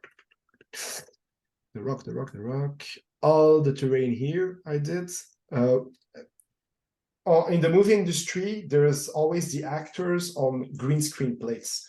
So for example, here they are sitting around a green carpet, a green kind of thing, they're sitting on it, and all the rest is just paint over on top of it. All of it here behind them is also green screen, so we just needed to replace the green screens with environment art, basically. I'm also a digital painter. I make stuff like this. So I do some concept work, I do stuff, I had a project that was called the Amazigh Brothers, which is stuff like this. Sanctuary entrance. I always start with thumbnail sketches like this, just quickly thumbnail sketching, getting an idea. Once I have the idea, I go to the cleaning process, and sometimes it looks completely at something different. As you can see, the main idea was to have a kind of, I call it the vulva, but a vulva in 3D that you can go inside. And I was like, I want light, I want something sexual, I want something beautiful. And I just wanted to reinterpret it that way, and finally it was just optional. So yeah, you see, concept can change a lot. I watched too much Giger stuff when I was young. You know, H.R. Giger, with all his penises and everything everywhere. I fucking love his art. It's beautiful what he does. The Unabi Nest is also another painting. I wanted to play with bubbles, this, that. I have all the environments I make on my spare time. There was an homage to a well-known painting. So this is 3D, an old work of 3D. I have a lot of old works of 3D. I have sculptings. I did a little bird, which also a logo I use, some rocks in the past. My portfolio is so dated. This vine, stylable textures. I have 3D Eco Montreal, which is the show that I worked on, PY1. Let me check if I can open it. Oh, that's dumb. Ah, yes, voilà. Oh, fuck. Voilà. So people were inside of a sphere, no, a pyramid, sorry, and inside of the pyramid there was a kind of sphere of screens, and they could see it when they look up, right, left, and I did all the, so you see, there were like peoples inside of the pyramid, and it was something real. I can show you images after. So it became PY1. I'm sorry, my dog is scratching the door. And it became something like this. It was a nightclub. People were into this, and we were projecting stuff on the. It was super psychedelic. It was really cool. So yeah, I worked a lot on a lot of visuals inside of that, and that opened up the nightclub scene for me. That's where I started meeting people in nightclubs, and now I do a lot of nightclubs, and I do a lot of part-time visuals, mainly for drum and bass, if you know drum and bass. But yeah, I did this, and I do a lot of photography. I do, yeah, whatever photos I can take up close. I like being up close to action, if that makes sense. I took pictures of when I was in Montreal. I'm still in Montreal, but when I was in Vancouver. So I like having a photography kind of approach to what I do, and having a kind of cinematographic approach.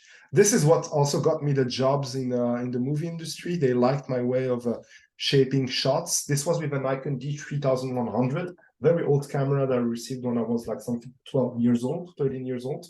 And I wanted a camera that could capture grains. I'm sorry, I'm just gonna open the door for my dog. Hop. Ça va?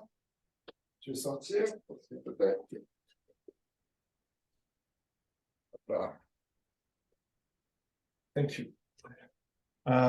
So I wanted something that had grain, something that had value to it. So that's why I took a Nikon D3100. You can see a lot of grain, a lot of cinematography. And I just went out and took people's pictures. And it came out cool. Yeah. Yeah, this one, that was funny. I took it and I got hired by MPC. And I worked at MPC while they were working on Blade Runner 2049. And this picture nearly got me to do lighting work on Blade Runner, but I didn't have it because I was on the Detective Pikachu instead. So yeah, I would have preferred Blade Runner, but so yeah. And music is gonna soon have my musical project that I'm working on. Voila, I think we can, I can stop the share and we can start just asking questions, talk a little bit, maybe. How do I stop the share? How do we stop here? Did I stop the share? Yes. Yeah. Thank you for your attention, everyone. I hope it wasn't too long. Short for me. Short? Do you want more? Was Well- short and so interesting. Yeah. I think we can leave the room. I definitely have more time. We can leave the room for questions. We can navigate because I literally want it to be a conversation about what we can do together to make it better for you at the end of the day as artists, if that makes sense. Yeah.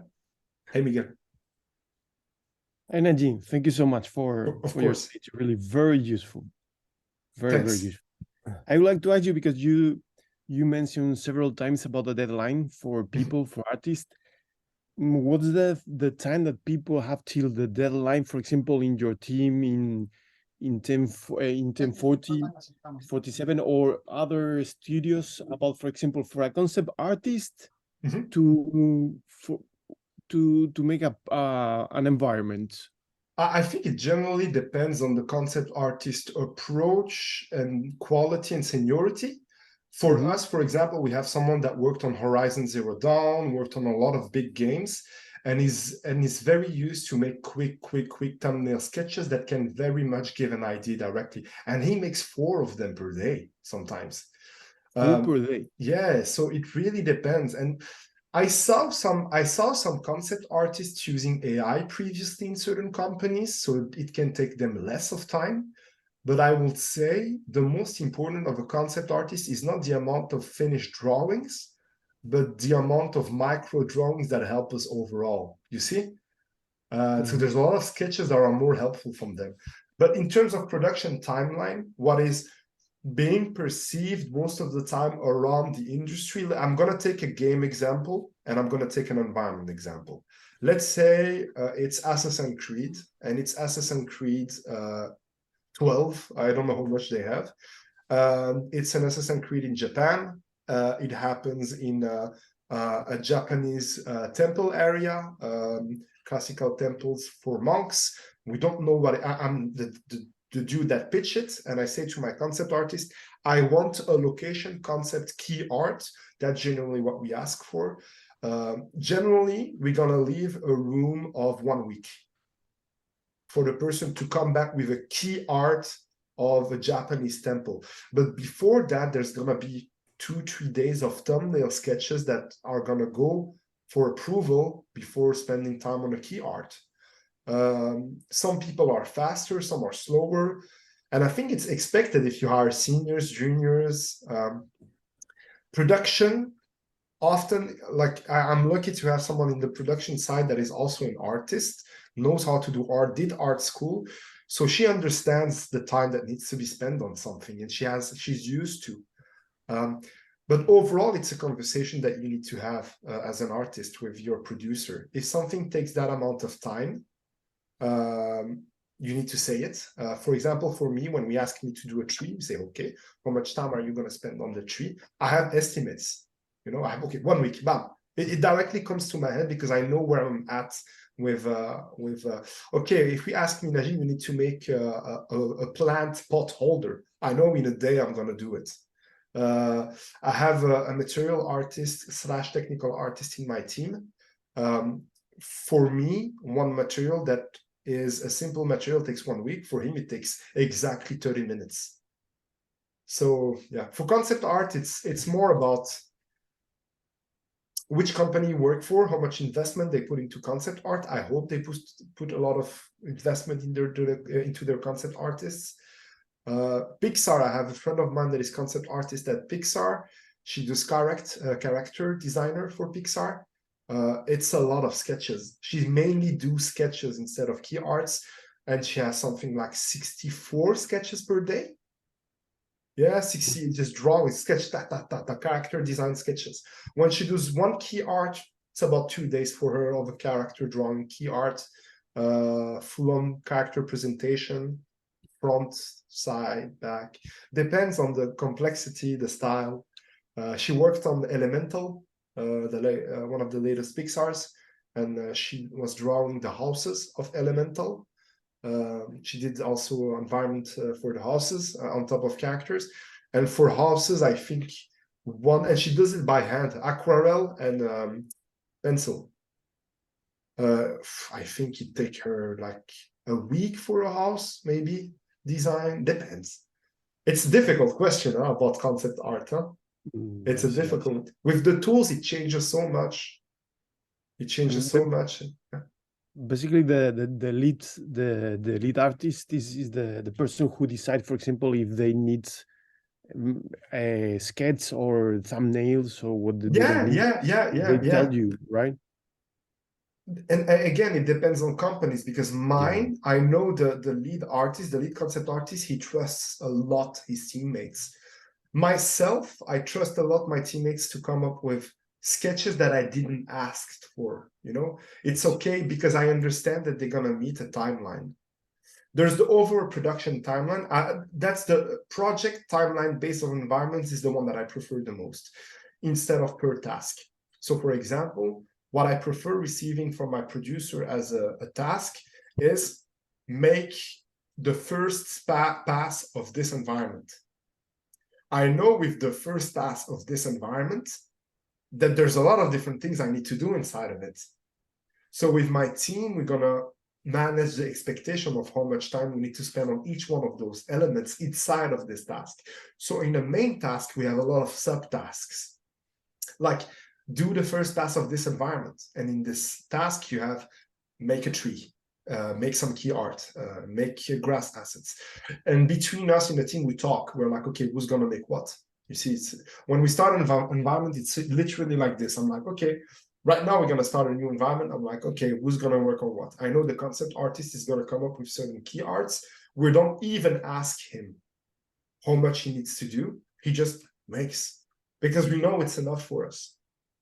And also, I think a concept artist needs to have very good communication with the 3D artists, because they are the one that needs to make it. So at the end, we're working together to understand what is the fastest way to make a certain design. So the concept artist is going to make a certain design, going to give it to the 3D artist. 3D artist needs to stay in the conversation and say, this is a little bit too difficult. Can we find something that has a bridge of a shape that we can take that is easier to make in 3D? So there's also this that adds to the production time.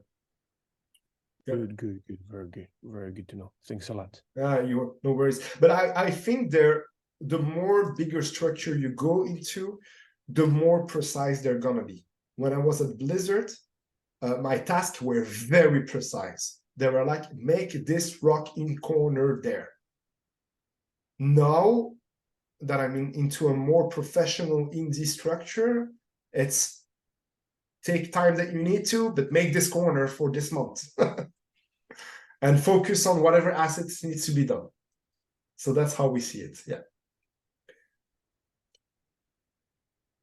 Are there any questions around this one? It was a super good one.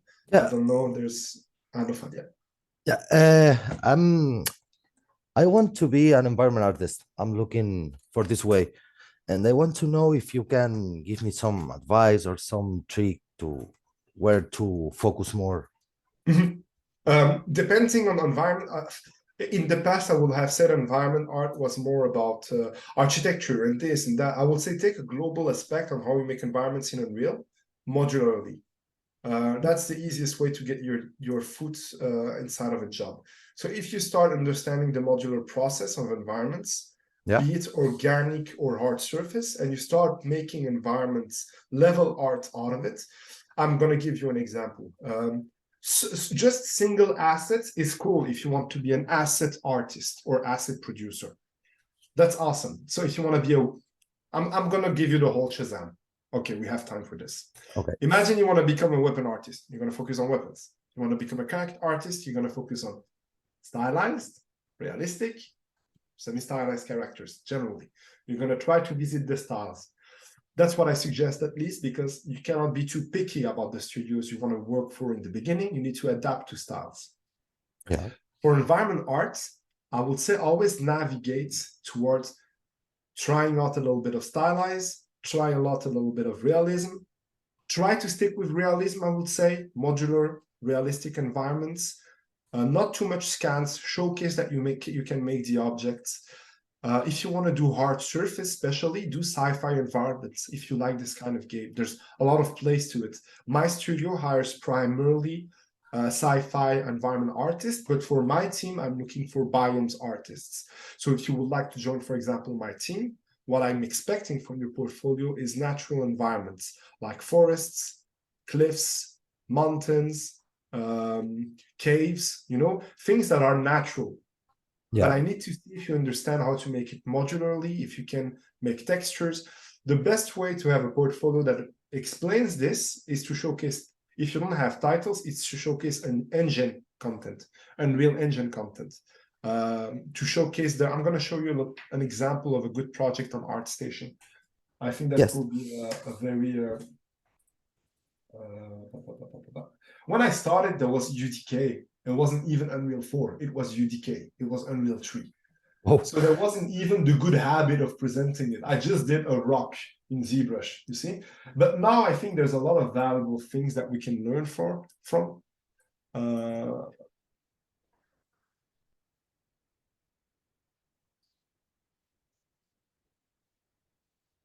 Let's say...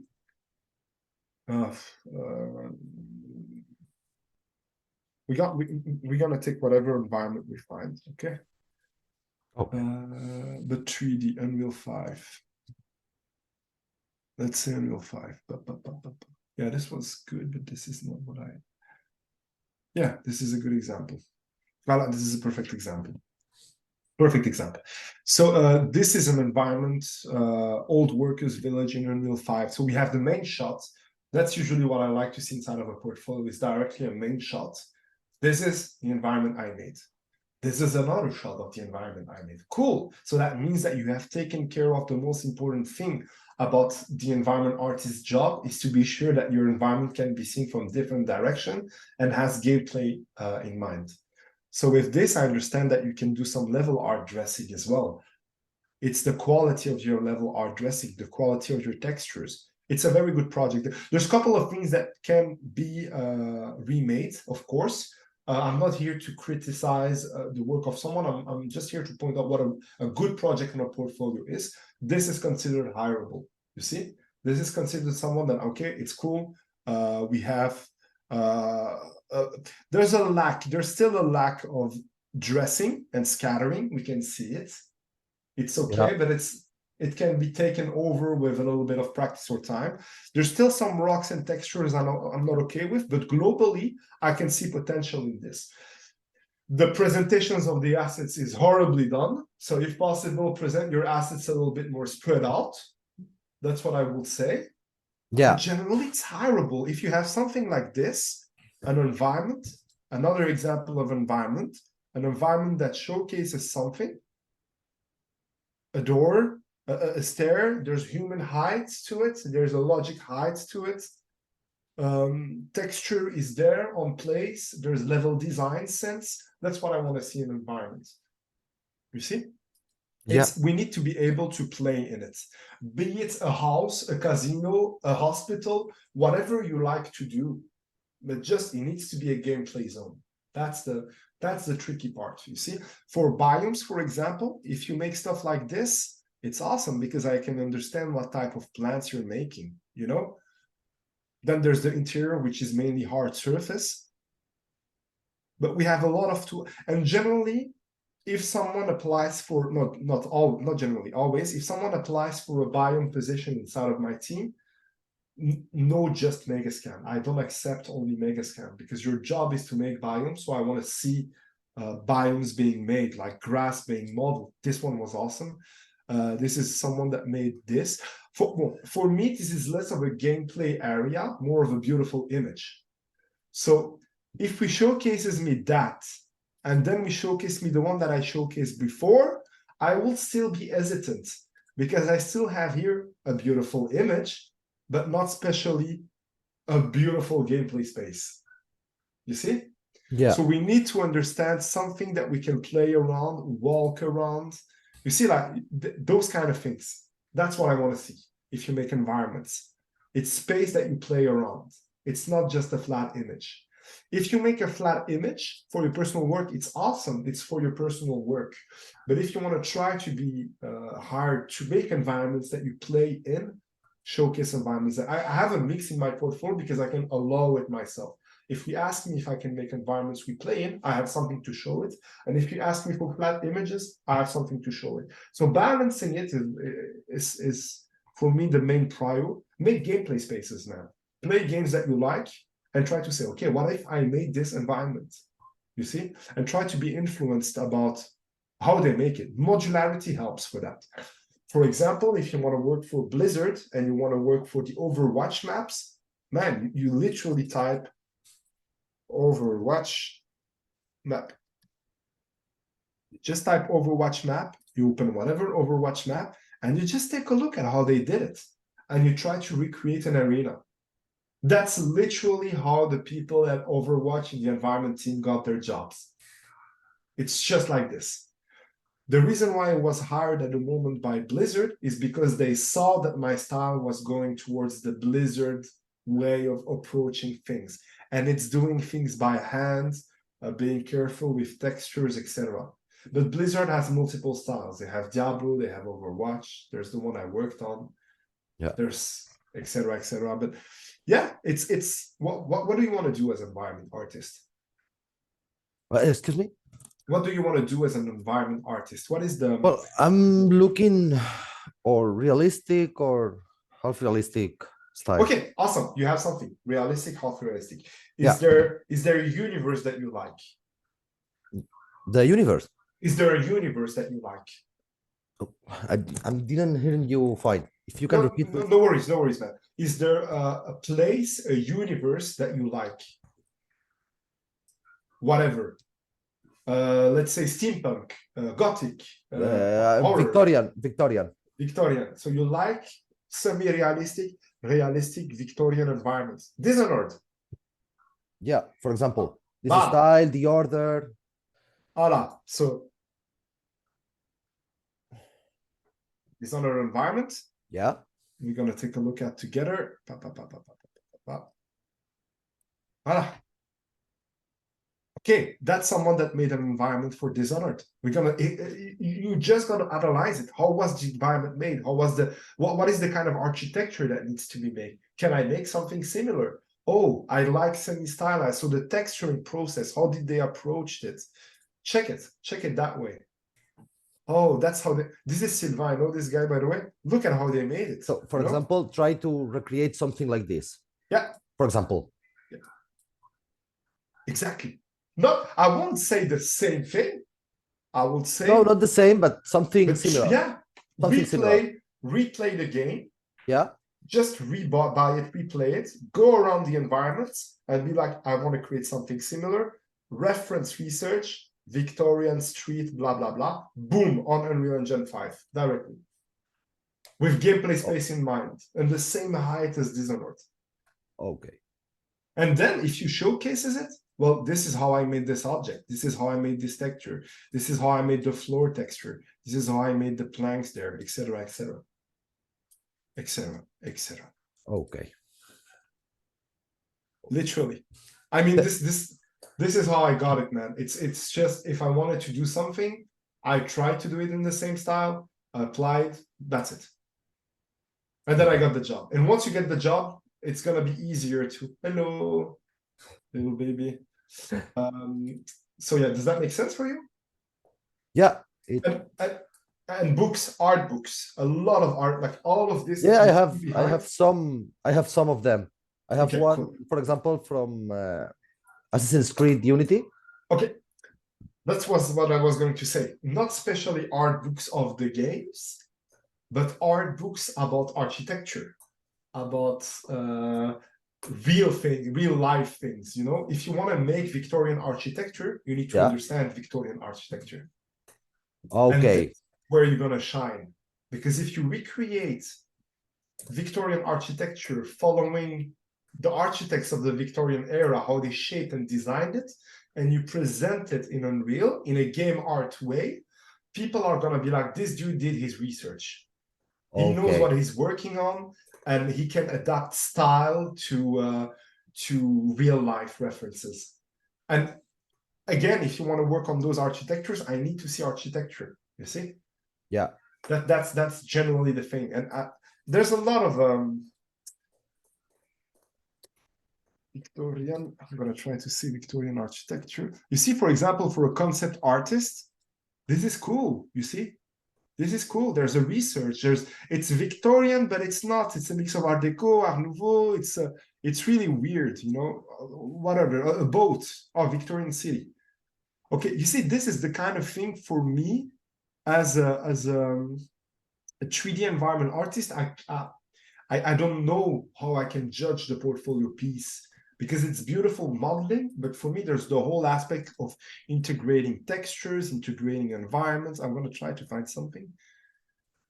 You see, that's cute. That's cool. That's an example of a cool environment. If you want to make something, I think you can go deeper, but that's an example of environment breakout. What else? Not just a prop if you want to become an environment artist. It's about the whole big picture, you see? Yeah, the global. The global, exactly. Oh, there's a Call of Duty Black Ops thing here. Oh, that's a cool concept, man. You see, for some of you that want to become concept artists, well, that's awesome. You see, that's the job of a concept artist. That's literally doing some key art, giving it to the team, and describing things. This is copper. This is stainless steel. This is brass.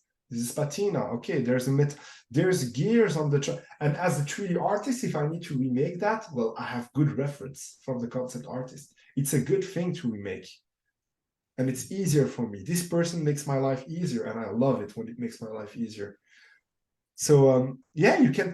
I'm of the team. I don't believe in making just fun art.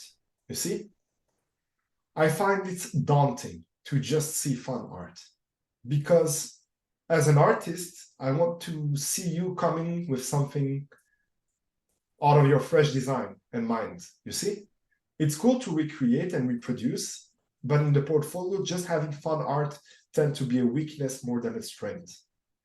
So if you make an environment, instead of doing, here is a Zelda-inspired environment, feel more doing like, here's an open highland grass environment, and try to see what style you can apply to it instead of mimicking Zelda style.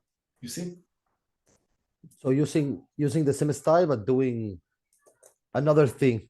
Give me an example of a studio you want to work for.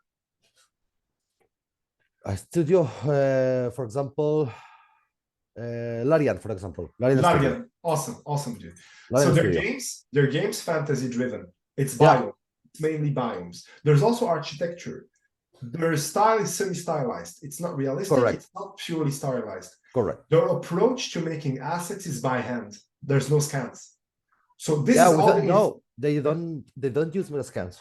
No, they don't use. That's why it's by hand. There's no scans. their approach is very by hand. And the artists that they hire know how to make things by hand with ZBrush, Photoshop. So knowing that, you can make your environment with all of this into account. That's how you get inspired. Because if you apply, you can even apply with a cyberpunk type of environment in Larian style.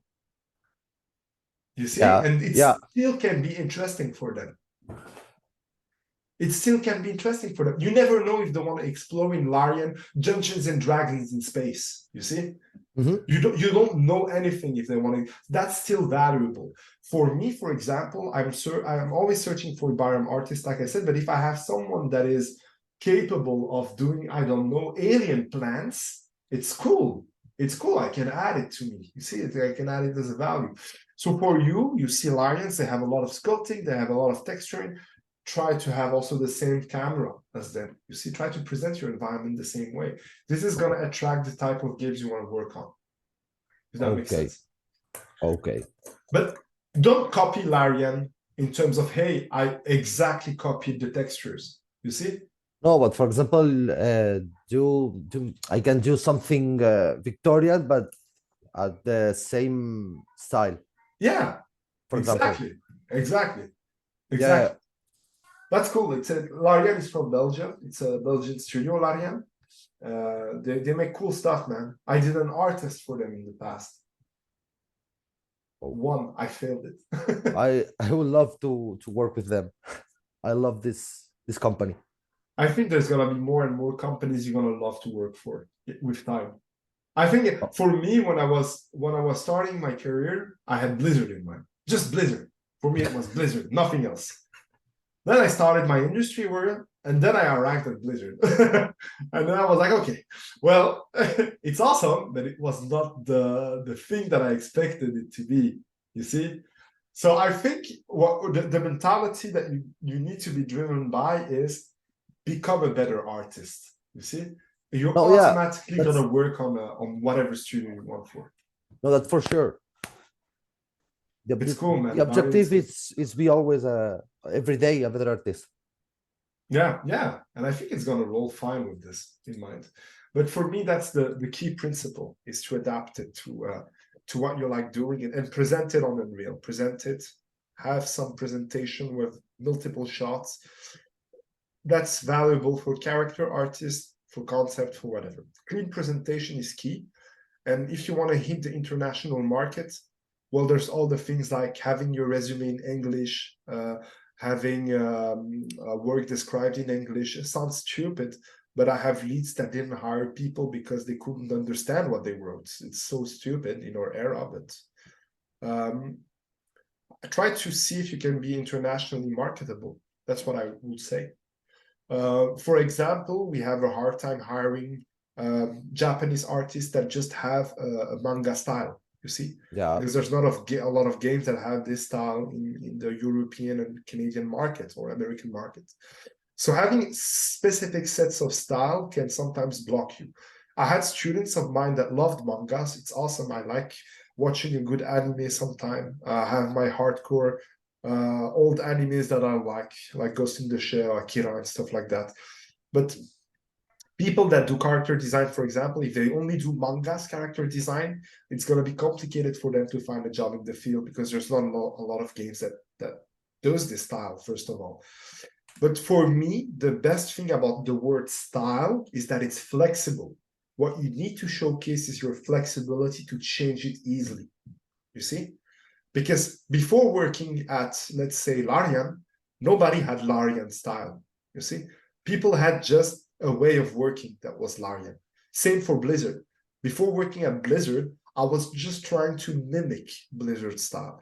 Once I arrived at Blizzard, I understood what Blizzard style was about.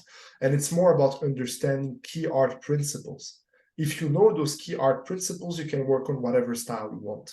At Pixar, they're often changing styles a lot. The character designer needs to be able to change their hands, their movement, their flow often. They're doing all of those exercises, you see? So pipeline is always stronger than anything else. Well, thanks a lot. Of course, man. Is there anything else? Is there questions about this? No, not about me. If someone have any question? Yeah, I have a question. Yeah. Hey.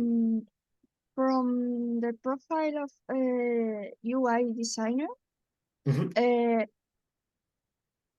which path they took, or are they concept artists, or There's a mix. I haven't seen specific UI studies for jobs, but mainly those are people that know a little bit of tech integration, design, After Effects, motion. There's a lot of motion. There's a mix of motion. People that understand motion is the most important UI aspect. Design, I had a mix of a person that did photography and concept art as well. UI design is one of those places we don't have enough UI artists, by the way. It's lacking extremely in the industry, but it's a mix of everything, and there's more and more tech involved. What is cool is interactive UI. So trying to find ways of showcasing interactive UI is cool. I had an example of someone that worked in openings for movies, for example. She made everything on Houdini. It was just openings of movies. You know, those famous Netflix shows, when you started, there's always this dramatic opening with sculptures and slow motions and things that's, well, she did this kind of stuff, you see, and she was a UI artist also in the past. So motion helped her, like doing motion, having things that move. We care, in our studio, we care a lot about UI. So we have UI artists that know how to move their stuff, understand different layering system. For you, your best, if you want to become a UI artist, your best friend, Behance, compared to ArtStation, Behance has a lot of UI artists. Just type UI artist Ubisoft, be like this, type it on LinkedIn, type UI artist, go search for names, type on their name, look at their portfolio. That's literally what I did. I was looking in the portfolio of people. And for UI, don't feel bad about asking questions on forums or groups like Polycons or whatever team you see, like don't stay in your corner alone. It's a discipline that requires you to communicate. Okay. But generally for all arts fields, are there studies for what you folks want to do? Yes. Are they required? No. Did I do studies? Yes. Did they help me? Yes. It depends. There's people that did studies, there's people that just went wild in it. I don't think there was game studies in the past. I think people were just working as informaticians, making their games, and they were doing art at the same time because they had no choice. I had one of my teachers that was the creator of Outcast. It's an old game that had voxel and everything. There's the 2 that is going to come out. And the dude was a programmer, but he was doing concept at the same time because there was no concept artists and there was just that, you see. So I think be pluridisciplinary and look on internet what the job is about. Is we have internet, it works now. Present your work in a motion manner, YouTube, Daily Motion, whatever. But having a clean portfolio is your first piece of presentation to any professional employer. Right. Thanks a lot. Welcome.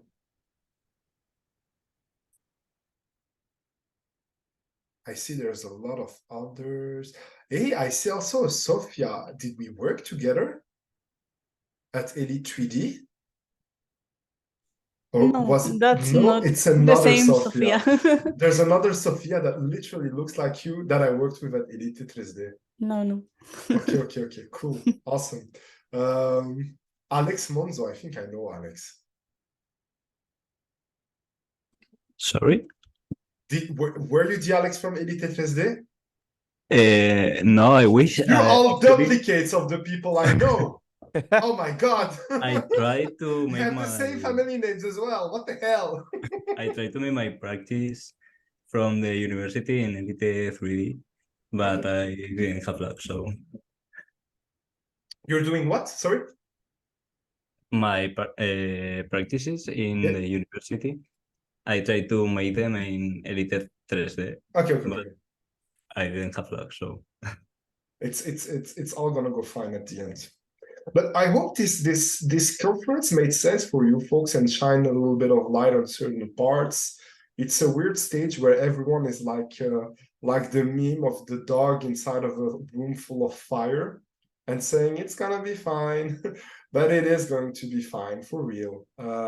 I mean, we have strong things that are being put in place. I think Reactivate is one of those, trying to create networks and trying to talk to other peoples and professionals in the field, so that you don't feel alone. But it's a beautiful path to take, to be honest, and I won't see myself doing any other job than this one. I hope it's gonna stay the same. I touch wood, whatever we say. But the most important key aspect in my job was just being able to have a very flexible workflow and pipeline. This has always helped me. I'm someone that has a lot of troubles focusing on certain things too long. So having a workflow that was solid enough for me was existential, for someone as quickly distracted as I am. So yeah, for me, it's taking breaks, doing something else than art when I finish art. If you're in search of a job, is spending like a certain amount of time during this job search, because job search is a job. It's a full-time job. But once you're done with your full-time job, you need to rest a little bit, otherwise you're going to do a burnout on your full-time job research job. And I don't want you to have a burnout in this case. So spend about an amount of hour that you find judgeable for your job search, and spend the rest of this time with your family and resting, because it's so invaluable. This job cannot be maintained if you don't have a mental clarity, I would say. The best moments of my life were when I had a good mental clarity. That's when I knew during difficult moments that I will bounce back on my feet. Even when I was fired from MPC because the studio shut down and everything, I was in a very stressful situation with housing and everything, but I kept a kind of foot on the ground by saying to myself, listen, it's going to be fine. It's an art journey. There's people that can count on you, and you can count on certain people. I know it's not for everyone, for family reasons, etc. For me, I needed to put my ego down and go sleep at my father's place for 4 months waiting for my next visa.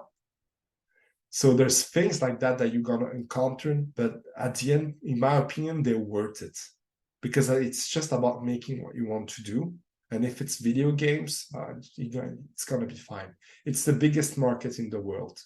You just need to be solid into how you apply to studios and how you approach them. There's a lot of ghosting in the recruitment process that I can know happens when you start your industry, or in the industry, or when you start searching for a job. Sometimes you encounter the famous recruiters that just don't reply to you, or just give you false hopes about certain places that you're going to work for. It can be super difficult.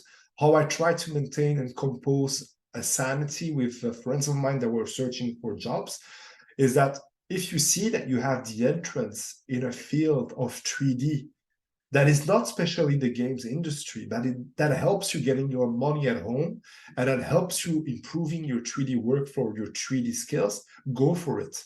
There's no shame in it, and there's just more ways for you to learn. There's a friend of mine that started his work process working for museums. He was doing 3D visualization from museums. It wasn't his dream. It's amazing for those who it is. But at the end, he got a job at Ubisoft because he understands how museums worked and architecture and this and that, and he works on Assassin's Creed, you see?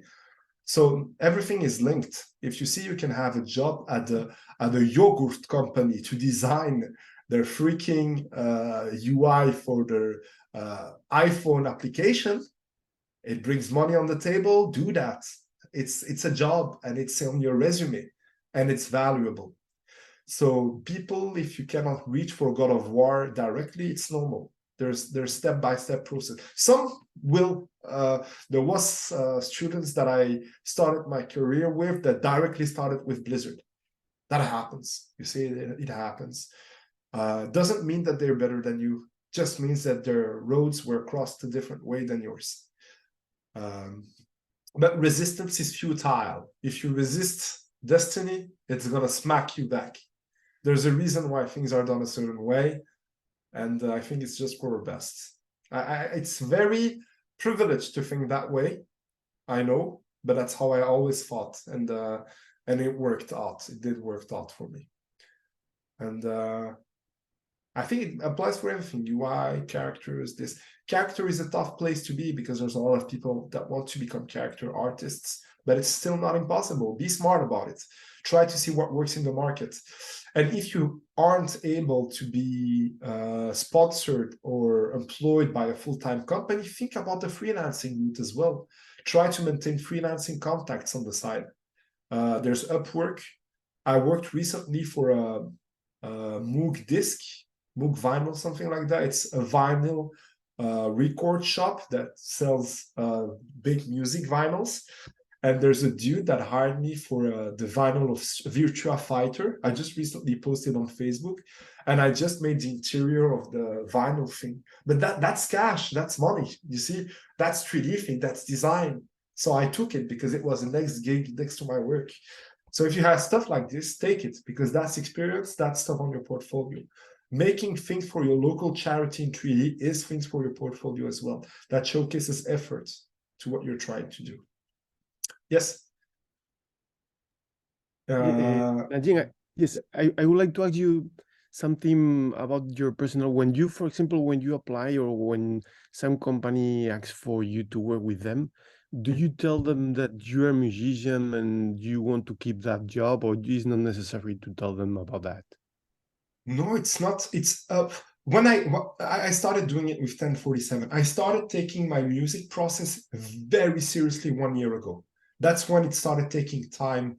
Music takes about 4 hours per day in my life. It's a lot. It's something that earns me stuff and earns me practice. So when I started 1047, I told them, like, I do music next to my job. And I was like, I need to go. I go out during the weekend. They're like, as long as it doesn't interfere with your work, you're working full time for us from 8 a.m. till that time. What you do after is your business. So I had no problems with it. For certain companies, though, it was impossible. Blizzard, it was impossible. Blizzard, if I want to go outside and sneeze, I needed to ask for authorization. So it was very difficult to organize even meetings for Creativate. Blizzard was very strong with a lot of things. Everything needs to go through all the legal processes for them. There's companies that's no problem. There's others where it was difficult for me. But it is necessary to tell them about that, right? So on my contract, no. My contract says that I'm not allowed to work for any other game company or media company that is close or far to the games industry. So I cannot make sounds for games. I cannot make sound effects or soundtracks for games. I can make Spotify songs and I can make SoundCloud songs. And I can be a DJ, because this is not close at all to the games industry. That's what is written in my contract.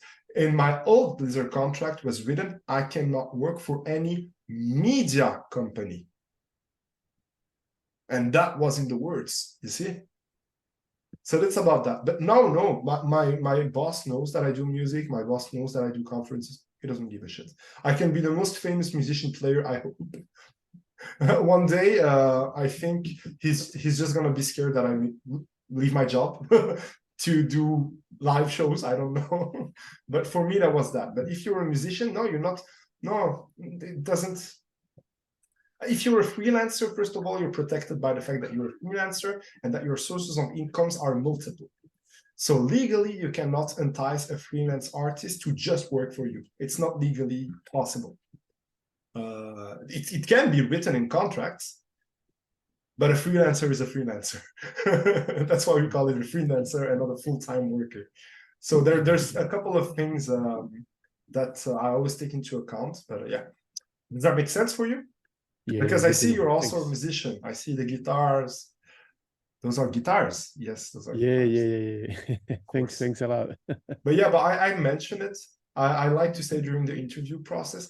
And I make electronic music. You know, the cool thing is with my music is it's so hardcore, fast, BPM, weird that they don't care. You see, it's like super hard electro, and they're like, okay, it's fine. It's the thing for the caves. It's okay. So they're like, it goes better. But I think if I was a freaking famous violinist, I don't know if they would say the same. But I guess Yeah, sure. it's okay. For me, I'm safe with that. I think there's Anna and Laura, but Anna was first. Yeah. Hey, Anna. Yeah. Hi. Hi. Nice to meet you. Hi. Well, I have like a massive doubt. Like, I have been studying character 3D. I have been like a 3D character artist like for 2 years, and this January will be my first time doing environment. And now that you said that you're working with Blizzard, and I love their style, I was just wondering how my portfolio should look like as an environment artist. Like, should I mimic their style, or should I take a concept of them and like do it on my own? Specifically for Blizzard? Well, I want to be like a character environment, but on stylized. Character environment? Yeah, like both of them. I just like to model. No? Oh my god. That's my first advice. Okay. Don't do that. That's the first advice. Choose character or environments. Oh my god. Yeah. No, it's like I have been studying for a character artist, but everyone just told me what you just said, that it is a little bit difficult to find a job, and I was just like testing the environment thing. Like, I don't know if it's like my thing, but I just wanted to test it and try the stylized. I don't know. Sorry, there's a noise I heard at the same time. Someone's like on my wall. I think it's my daughter. No, don't do that. Okay. Keep a portfolio of a character. Like, keep your character portfolio. Don't abandon the fact that you want to apply as a character artist. Keep applying. Like, applying to a character job should be your everyday yoga exercise. You see, it's like you wake up, you stretch, you click on apply. Yeah. That's an everyday exercise. But for characters and environment, first of all, you're not gonna be in a place at Blizzard where you're gonna do both. Impossible. Well, I was just wondering, if I had like characters and environment, then will I have like more opportunities to apply? Oh, yeah, definitely. If you have as well characters in your portfolio as environment, that's not a problem. What you need to showcase is your abilities to be able to make environments. How I'm going to explain you that is that it's not impossible to have a character job. Definitely not. You can have a job in character art. Is it more difficult? Yes. Why? Because we require less character artists inside of video game companies often. An example of your first step as a character artist for Blizzards can be, you can work for an outsourcing company that has studios like Blizzard in their clients, and you can make characters or equipment for characters for them. Example, Elite 3D. Well, they had character artists that worked there that did projects for Blizzard. That's something that happened. What is there better than a Blizzard project on your portfolio at an outsourcing company to work for Blizzard? You see? It's like if they ask you, do you know how to work for us? Well, I did a certain thing for you when I was outsourcing, you know? So there's this as a path.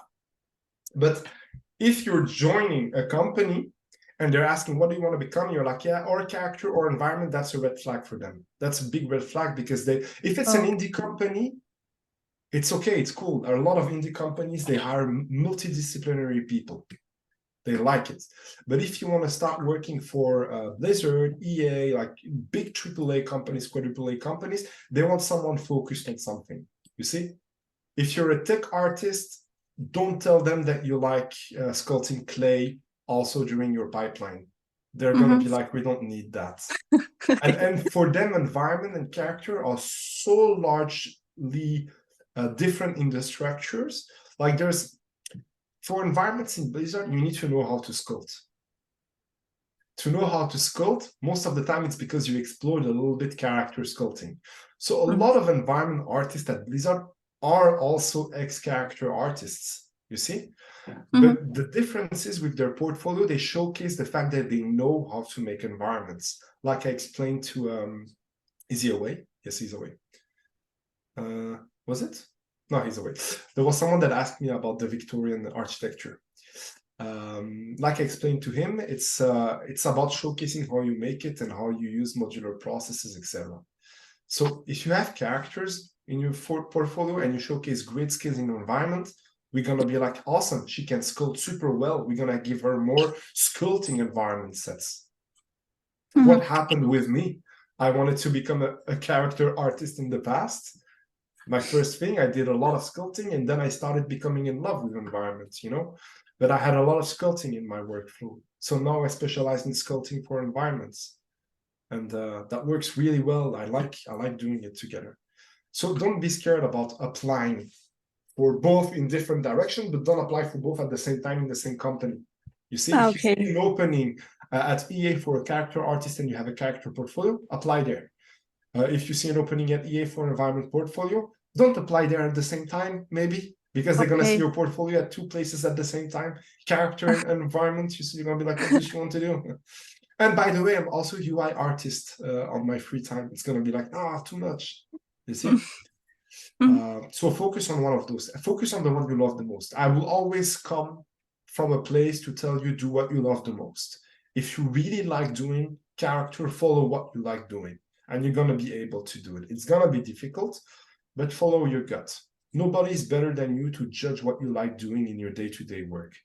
There's nothing also more horrible than you forcing yourself to become an environment artist and not liking it, you know? Well, I really never tried to do environment, so that's what I wanted to join, like just to try. I know I want to do something stylized, but yeah, I have like always been modeling characters, so I wanted to try environment, and I was just wondering too if it was like a big deal having like characters and environments. Okay. I have a bird sculpted, I have a face sculpted, you see? But do it. Don't think about doing it. Do it. If you want to make an environment, do it. Spend a couple of days working and see if it's for you. See if you like doing it, because there's lighting, there's composition, there's this, that, a lot of things that take into account that are things that you're going to encounter day to day by doing environment art for a studio, and you need to see if you like them. Because people tend to forget that in environment art, there's a technical process and an optimization process that is very hard sometimes for certain people that are just liking art, you see? There's a lot of character artists, 3D character artists that think that their job is going to be just sculpting characters. There's also other things that add on top of it, like retopo, optimization processes, and the bigger you grow, the more tech is going to be added on top of it. There's character artists that do hair simulation as well, you know, hair cards, this, that. So it starts to become a bit more technical, and see if you like it. Just do an environment for the test. Okay? Okay. Awesome. Thank you. You're welcome. Hey, Laura. Hi. Nice to meet Do you. you hear me? Yeah. Yeah. Hi. Well, thank you for your words. Super inspiring, everything. And yeah, I have a question. It's more like I would like to know your advice, or what do you suggest for people who we are looking for our first experience in the industry, and we come from more the 2D field, and we see that 3D always is good to know and good to at least try it. Maybe you are not an expert, but if our portfolio seems more like 2D, and you can show some soft skills with 3D programs, what do you suggest to don't be afraid to apply? Because it's like, wow, right now I'm seeing that everything is with 3D or 3D. It's more competitive. I don't have enough skills. Blah blah blah. Are you talking from a concept art approach? Yeah, sure. Sorry. Awesome, Yeah, awesome. yeah. Totally Right valuable. now, I'm looking for more video games on the mobile area, because I'm living in Barcelona, and here's if I'm looking to for a job here, it's here. There's more mobile, but I'm not. Yeah, I would mobile like also market is big. to apply outside, but. So yeah, okay, I'm gonna paragraph. So you want to add 3D to your 2D workflow. Blender. I always say it's weird because Blender, it's more than a software, it's a mentality. But with Blender, if you learn Blender, a free software, you're gonna do some tutorials on how to make certain 3D objects, and you start digging into the 3D process. You're gonna see if you like it first. If you want to force yourself, all the most famous known concept artists, a lot of them use Blender for 3D basis. The cool thing with it is that it's friendly for 3D artists. There's a lot of tutorials covering 3D artists trying Blender out and how to approach Blender as a 3D artist and with a 3D artist mindset. The cool thing with 3D is don't be scared about the fact that you're not going to explore 100% of the software. So I'm going to give you an example. I'm doing electronic music. I'm always using music as an example because it's a good comparison for visual arts, because music is more visual than we think it is. So with music, for example, I'm learning since a year-ish Ableton. It's a software. And I'm using it a lot. But I'm not using it at 100% of its capacity. I'm using it at the capacity I needed to make the music I like to make for it, you see? So I don't use arpeggiator a lot because I don't do a lot of arpeggiators in my music. I like doing chords, I like doing drums, so I'm going to focus on that. Same for concept art and same for 3D. Once you're going to open Blender, there's a lot of things you're not going to focus yourself on, like the VFX screen, the comp screen, the UV maybe at a certain moment screen. You're going to mainly focus on adding objects to your scene, moving cubes, moving spheres, deforming them a little bit, and that's it. And it's going to progressively go better and better and better with time. It's just about recreating 2D things that you have in 3D. Start with smaller things, small objects. Start understanding what topology is quickly. Concept artists that use Blender or 3D, they just use it in a concept way. That means that it's very destructive. Sometimes they use procedurality, but that's more technical. But that means their shapes are quickly done. It needs to be fast. They're not using the same processes as us, where the UVs needs to be perfect, everything needs to be merged. You can be dirtier, if that makes sense. A lot of the concept artists that uses this 3D approach are more dirtier in how they do their scene layouts. Yeah, like they put a base of a cube, something exactly. like an sphere, and after I will paint over, and yeah. While we talk, because I think that's such an important conversation to have. So while we talk, I like to illustrate what I mean. So you see my Blender? Yeah. Your job, if you want to learn, it's to how to add a camera, how to go to inside of the camera, how to go outside, how to compose, how to move the plane, how to add, I don't know, a pyramid in the far distance, and start doing like this. Sorry. I don't know, some stupid like this, rendering it. I'm very much paragraphing what the job is, but that's how I do my concepts. And by the way, going here, adding lighting, saying to yourself, I don't want this lighting, I want this lighting. Hopla. It's loading. There you go. Turning the lights a little bit, you know. Saying, okay, this is the lighting I want. Going back to solid state, like this, going back in the camera, saying, okay, cool, this is enough. Taking a screenshot out of this, and then taking it into Photoshop. You see, that's literally what the process is about. Okay? And you shouldn't be scared more than anything else on how to approach this that way. So this is the maximum that you're going to deal with the buttons inside of your scene. Then, of course, there's a couple of shots that I did that are more, how can I say, deeper in how they're made. For example, this here, it's 2D. It's the medium at the end, it's 2D, but the construction was 3D. What I did was a plane on Blender. It's the same plane as here. I added grass on top of it that I made on a simple plane. You see those nest structures that we see? I did it with Gravity Sketch. So I took an AI headset because I wanted to have fun, and I just sculpted in a VR, sorry, AI headset, a VR headset, and I sculpted in VR this with holes in it, whatever, and I placed it in Blender, and then I took a render of it, grayish. I think I still have the things.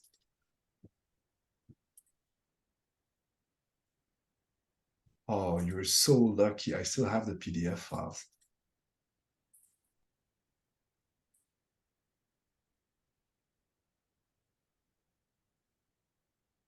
Yeah, I still have the PDF files. So you're going to see what was 3D and what was overpainted. Nice, thank you. Of course. Oh yeah, I have everything I can show you. There you go. Are you ready? Yeah. Let's go.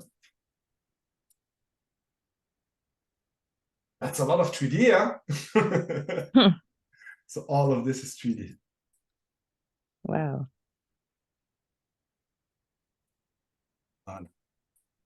So 3D, before, yeah. After, before, after. This is ugly. Now I don't give this to my client.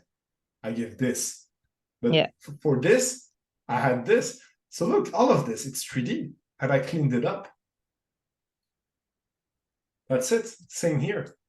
All the noise that you see.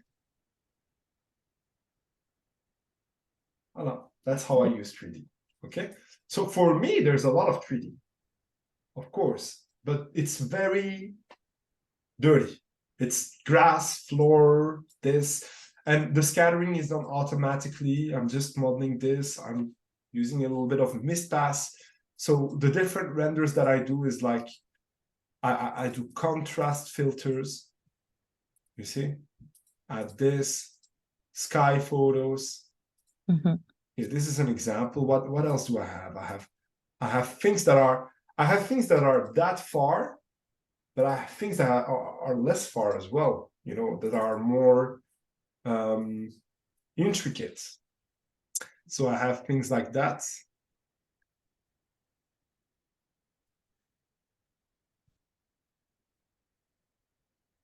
Stupid sketches, you know.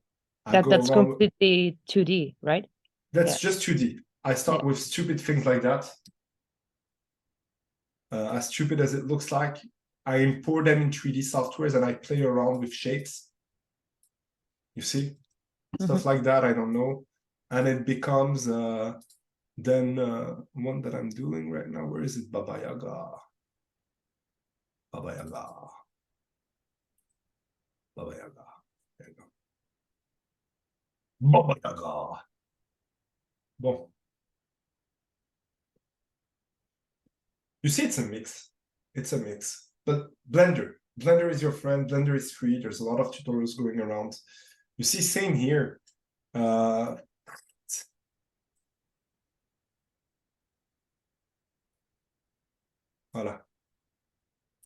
Wow. You see? Yeah, that was the 3D. And at the end, it becomes that. So there's a lot of process I go through to clean it up, and it's not done. I've never posted this one because I find it too ugly. But it's not that I find it ugly. The composition sucks for this. There's nothing going on. There's just someone working there. We don't know why. So that's the main importance I will say when you make something. Does that answer your question? Yeah, sure. It's explore Blender for what you need it for, to make 3D quickly. So YouTube, concept art to 3D process. Simple as that. For simple things. Thank you. Thank you. Welcome. Thank you. Welcome, welcome. And you all are saying, for example, what should I do, this, that. Don't hesitate to add me on LinkedIn and to also ask for feedback sometimes if I have time. That's not a problem. I can give that without any problem. And if you have, or if you are in need of suggestions to join the industry, and if you're looking for certain roles, sometimes on my LinkedIn, I post the roles we're looking for. So maybe that can help you. Yeah. Well, I will contact you through LinkedIn. Yeah. Awesome. Yeah, I think we went over a lot of things. Yep, I think so. Yeah. Is there any more questions, folks? No? Was it interesting for you? Super Very, Too very much. interesting. Awesome. I think people need something like this, like weekly. Weekly. Oh Yeah, like like. But I mean, someone like you. I think my team would say the contrary because I'm like that every day. No, but that's true. Like, I mean, it's, you are very inspirational, and it's like the way you talk, the way you show, the way you help your it's a community. feeling it's amazing. cool, man. Thanks. We did the same with me. I think it's important for us to understand that it's not such a unicorn of a industry that we think it is. It's not unattainable, and it's not the best industry neither. It's an industry like any other. And I think if we start thinking about this industry just another industry, it's going to be easier for us to work into it. And the best advice we give to me, and it sounds harsh, it's like, don't put anyone as a star in the stardom section, because it can create very mental conflicts. Like, you shouldn't praise anyone's work as much. You should be inspired by someone's work, but being praised by an industry or a studio can be dangerous for us. For you artists that are starting out or searching for game studios or working there and that, titles are often not that important. What is important is how you feel inside of the company, the teammates you work with, the salary you have, the time you spend there. What you learn. Yeah, I started with shitty games. Not shitty games itself, but more small tasks, before doing the big tasks. And I have a friend of mine complaining that they are in advertisement companies, and I'm like, this is awesome as a journey point, And ArtStation is cool in a certain way, but it creates quickly this sense of stardom sometimes, with titles and this and that. It's as hard as it sounds. I can get hit by a car tomorrow. The only thing I want to do is work on stuff that I have fun working on with cool people. And that's what we should maintain. The title, etc. It's a bonus thing. It's cool, but it's a bonus thing. For you folks, it's finding your path inside of the industry in the safest and funniest way as possible. Voila. Thank you very much for your participation, all the questions you've asked. It was Thank cool. you very much for your session, Najim. Yeah, for sure. If you are able to, not now, but whenever it's possible, show us something about your music, please. We will be glad to share it. I definitely like I showed to the other, I'm just filled with music instruments. Like, I have this here, I have this there, all my instruments, beep, beep, blah, blah, just buttons. So I'm working on a album with a couple of tracks that is more ambiance electronic. I'm working on two projects. One that is a vinyl record that is for people to listen to music while they work. It's called Music for Artists. And it's just like ambient sound they can listen to while they draw, whatever. And something more club type, like heavy electronics. And I have a music section on my website. It's going to be posted there soon. There's going to be a video clip and everything. But that's the bonus thing, I don't expect to be famous. I just expect people to listen to what I do. Yeah, no, they're already looking at what I do, which is cool. We will be curious about it. So share with us whenever you can. Hey, it's awesome how, as artists, we take time in visual place for someone. Like, people watch at your stuff. So your job is to make sure that they watch at something cool. That's the great job that we have. It's big. It's big.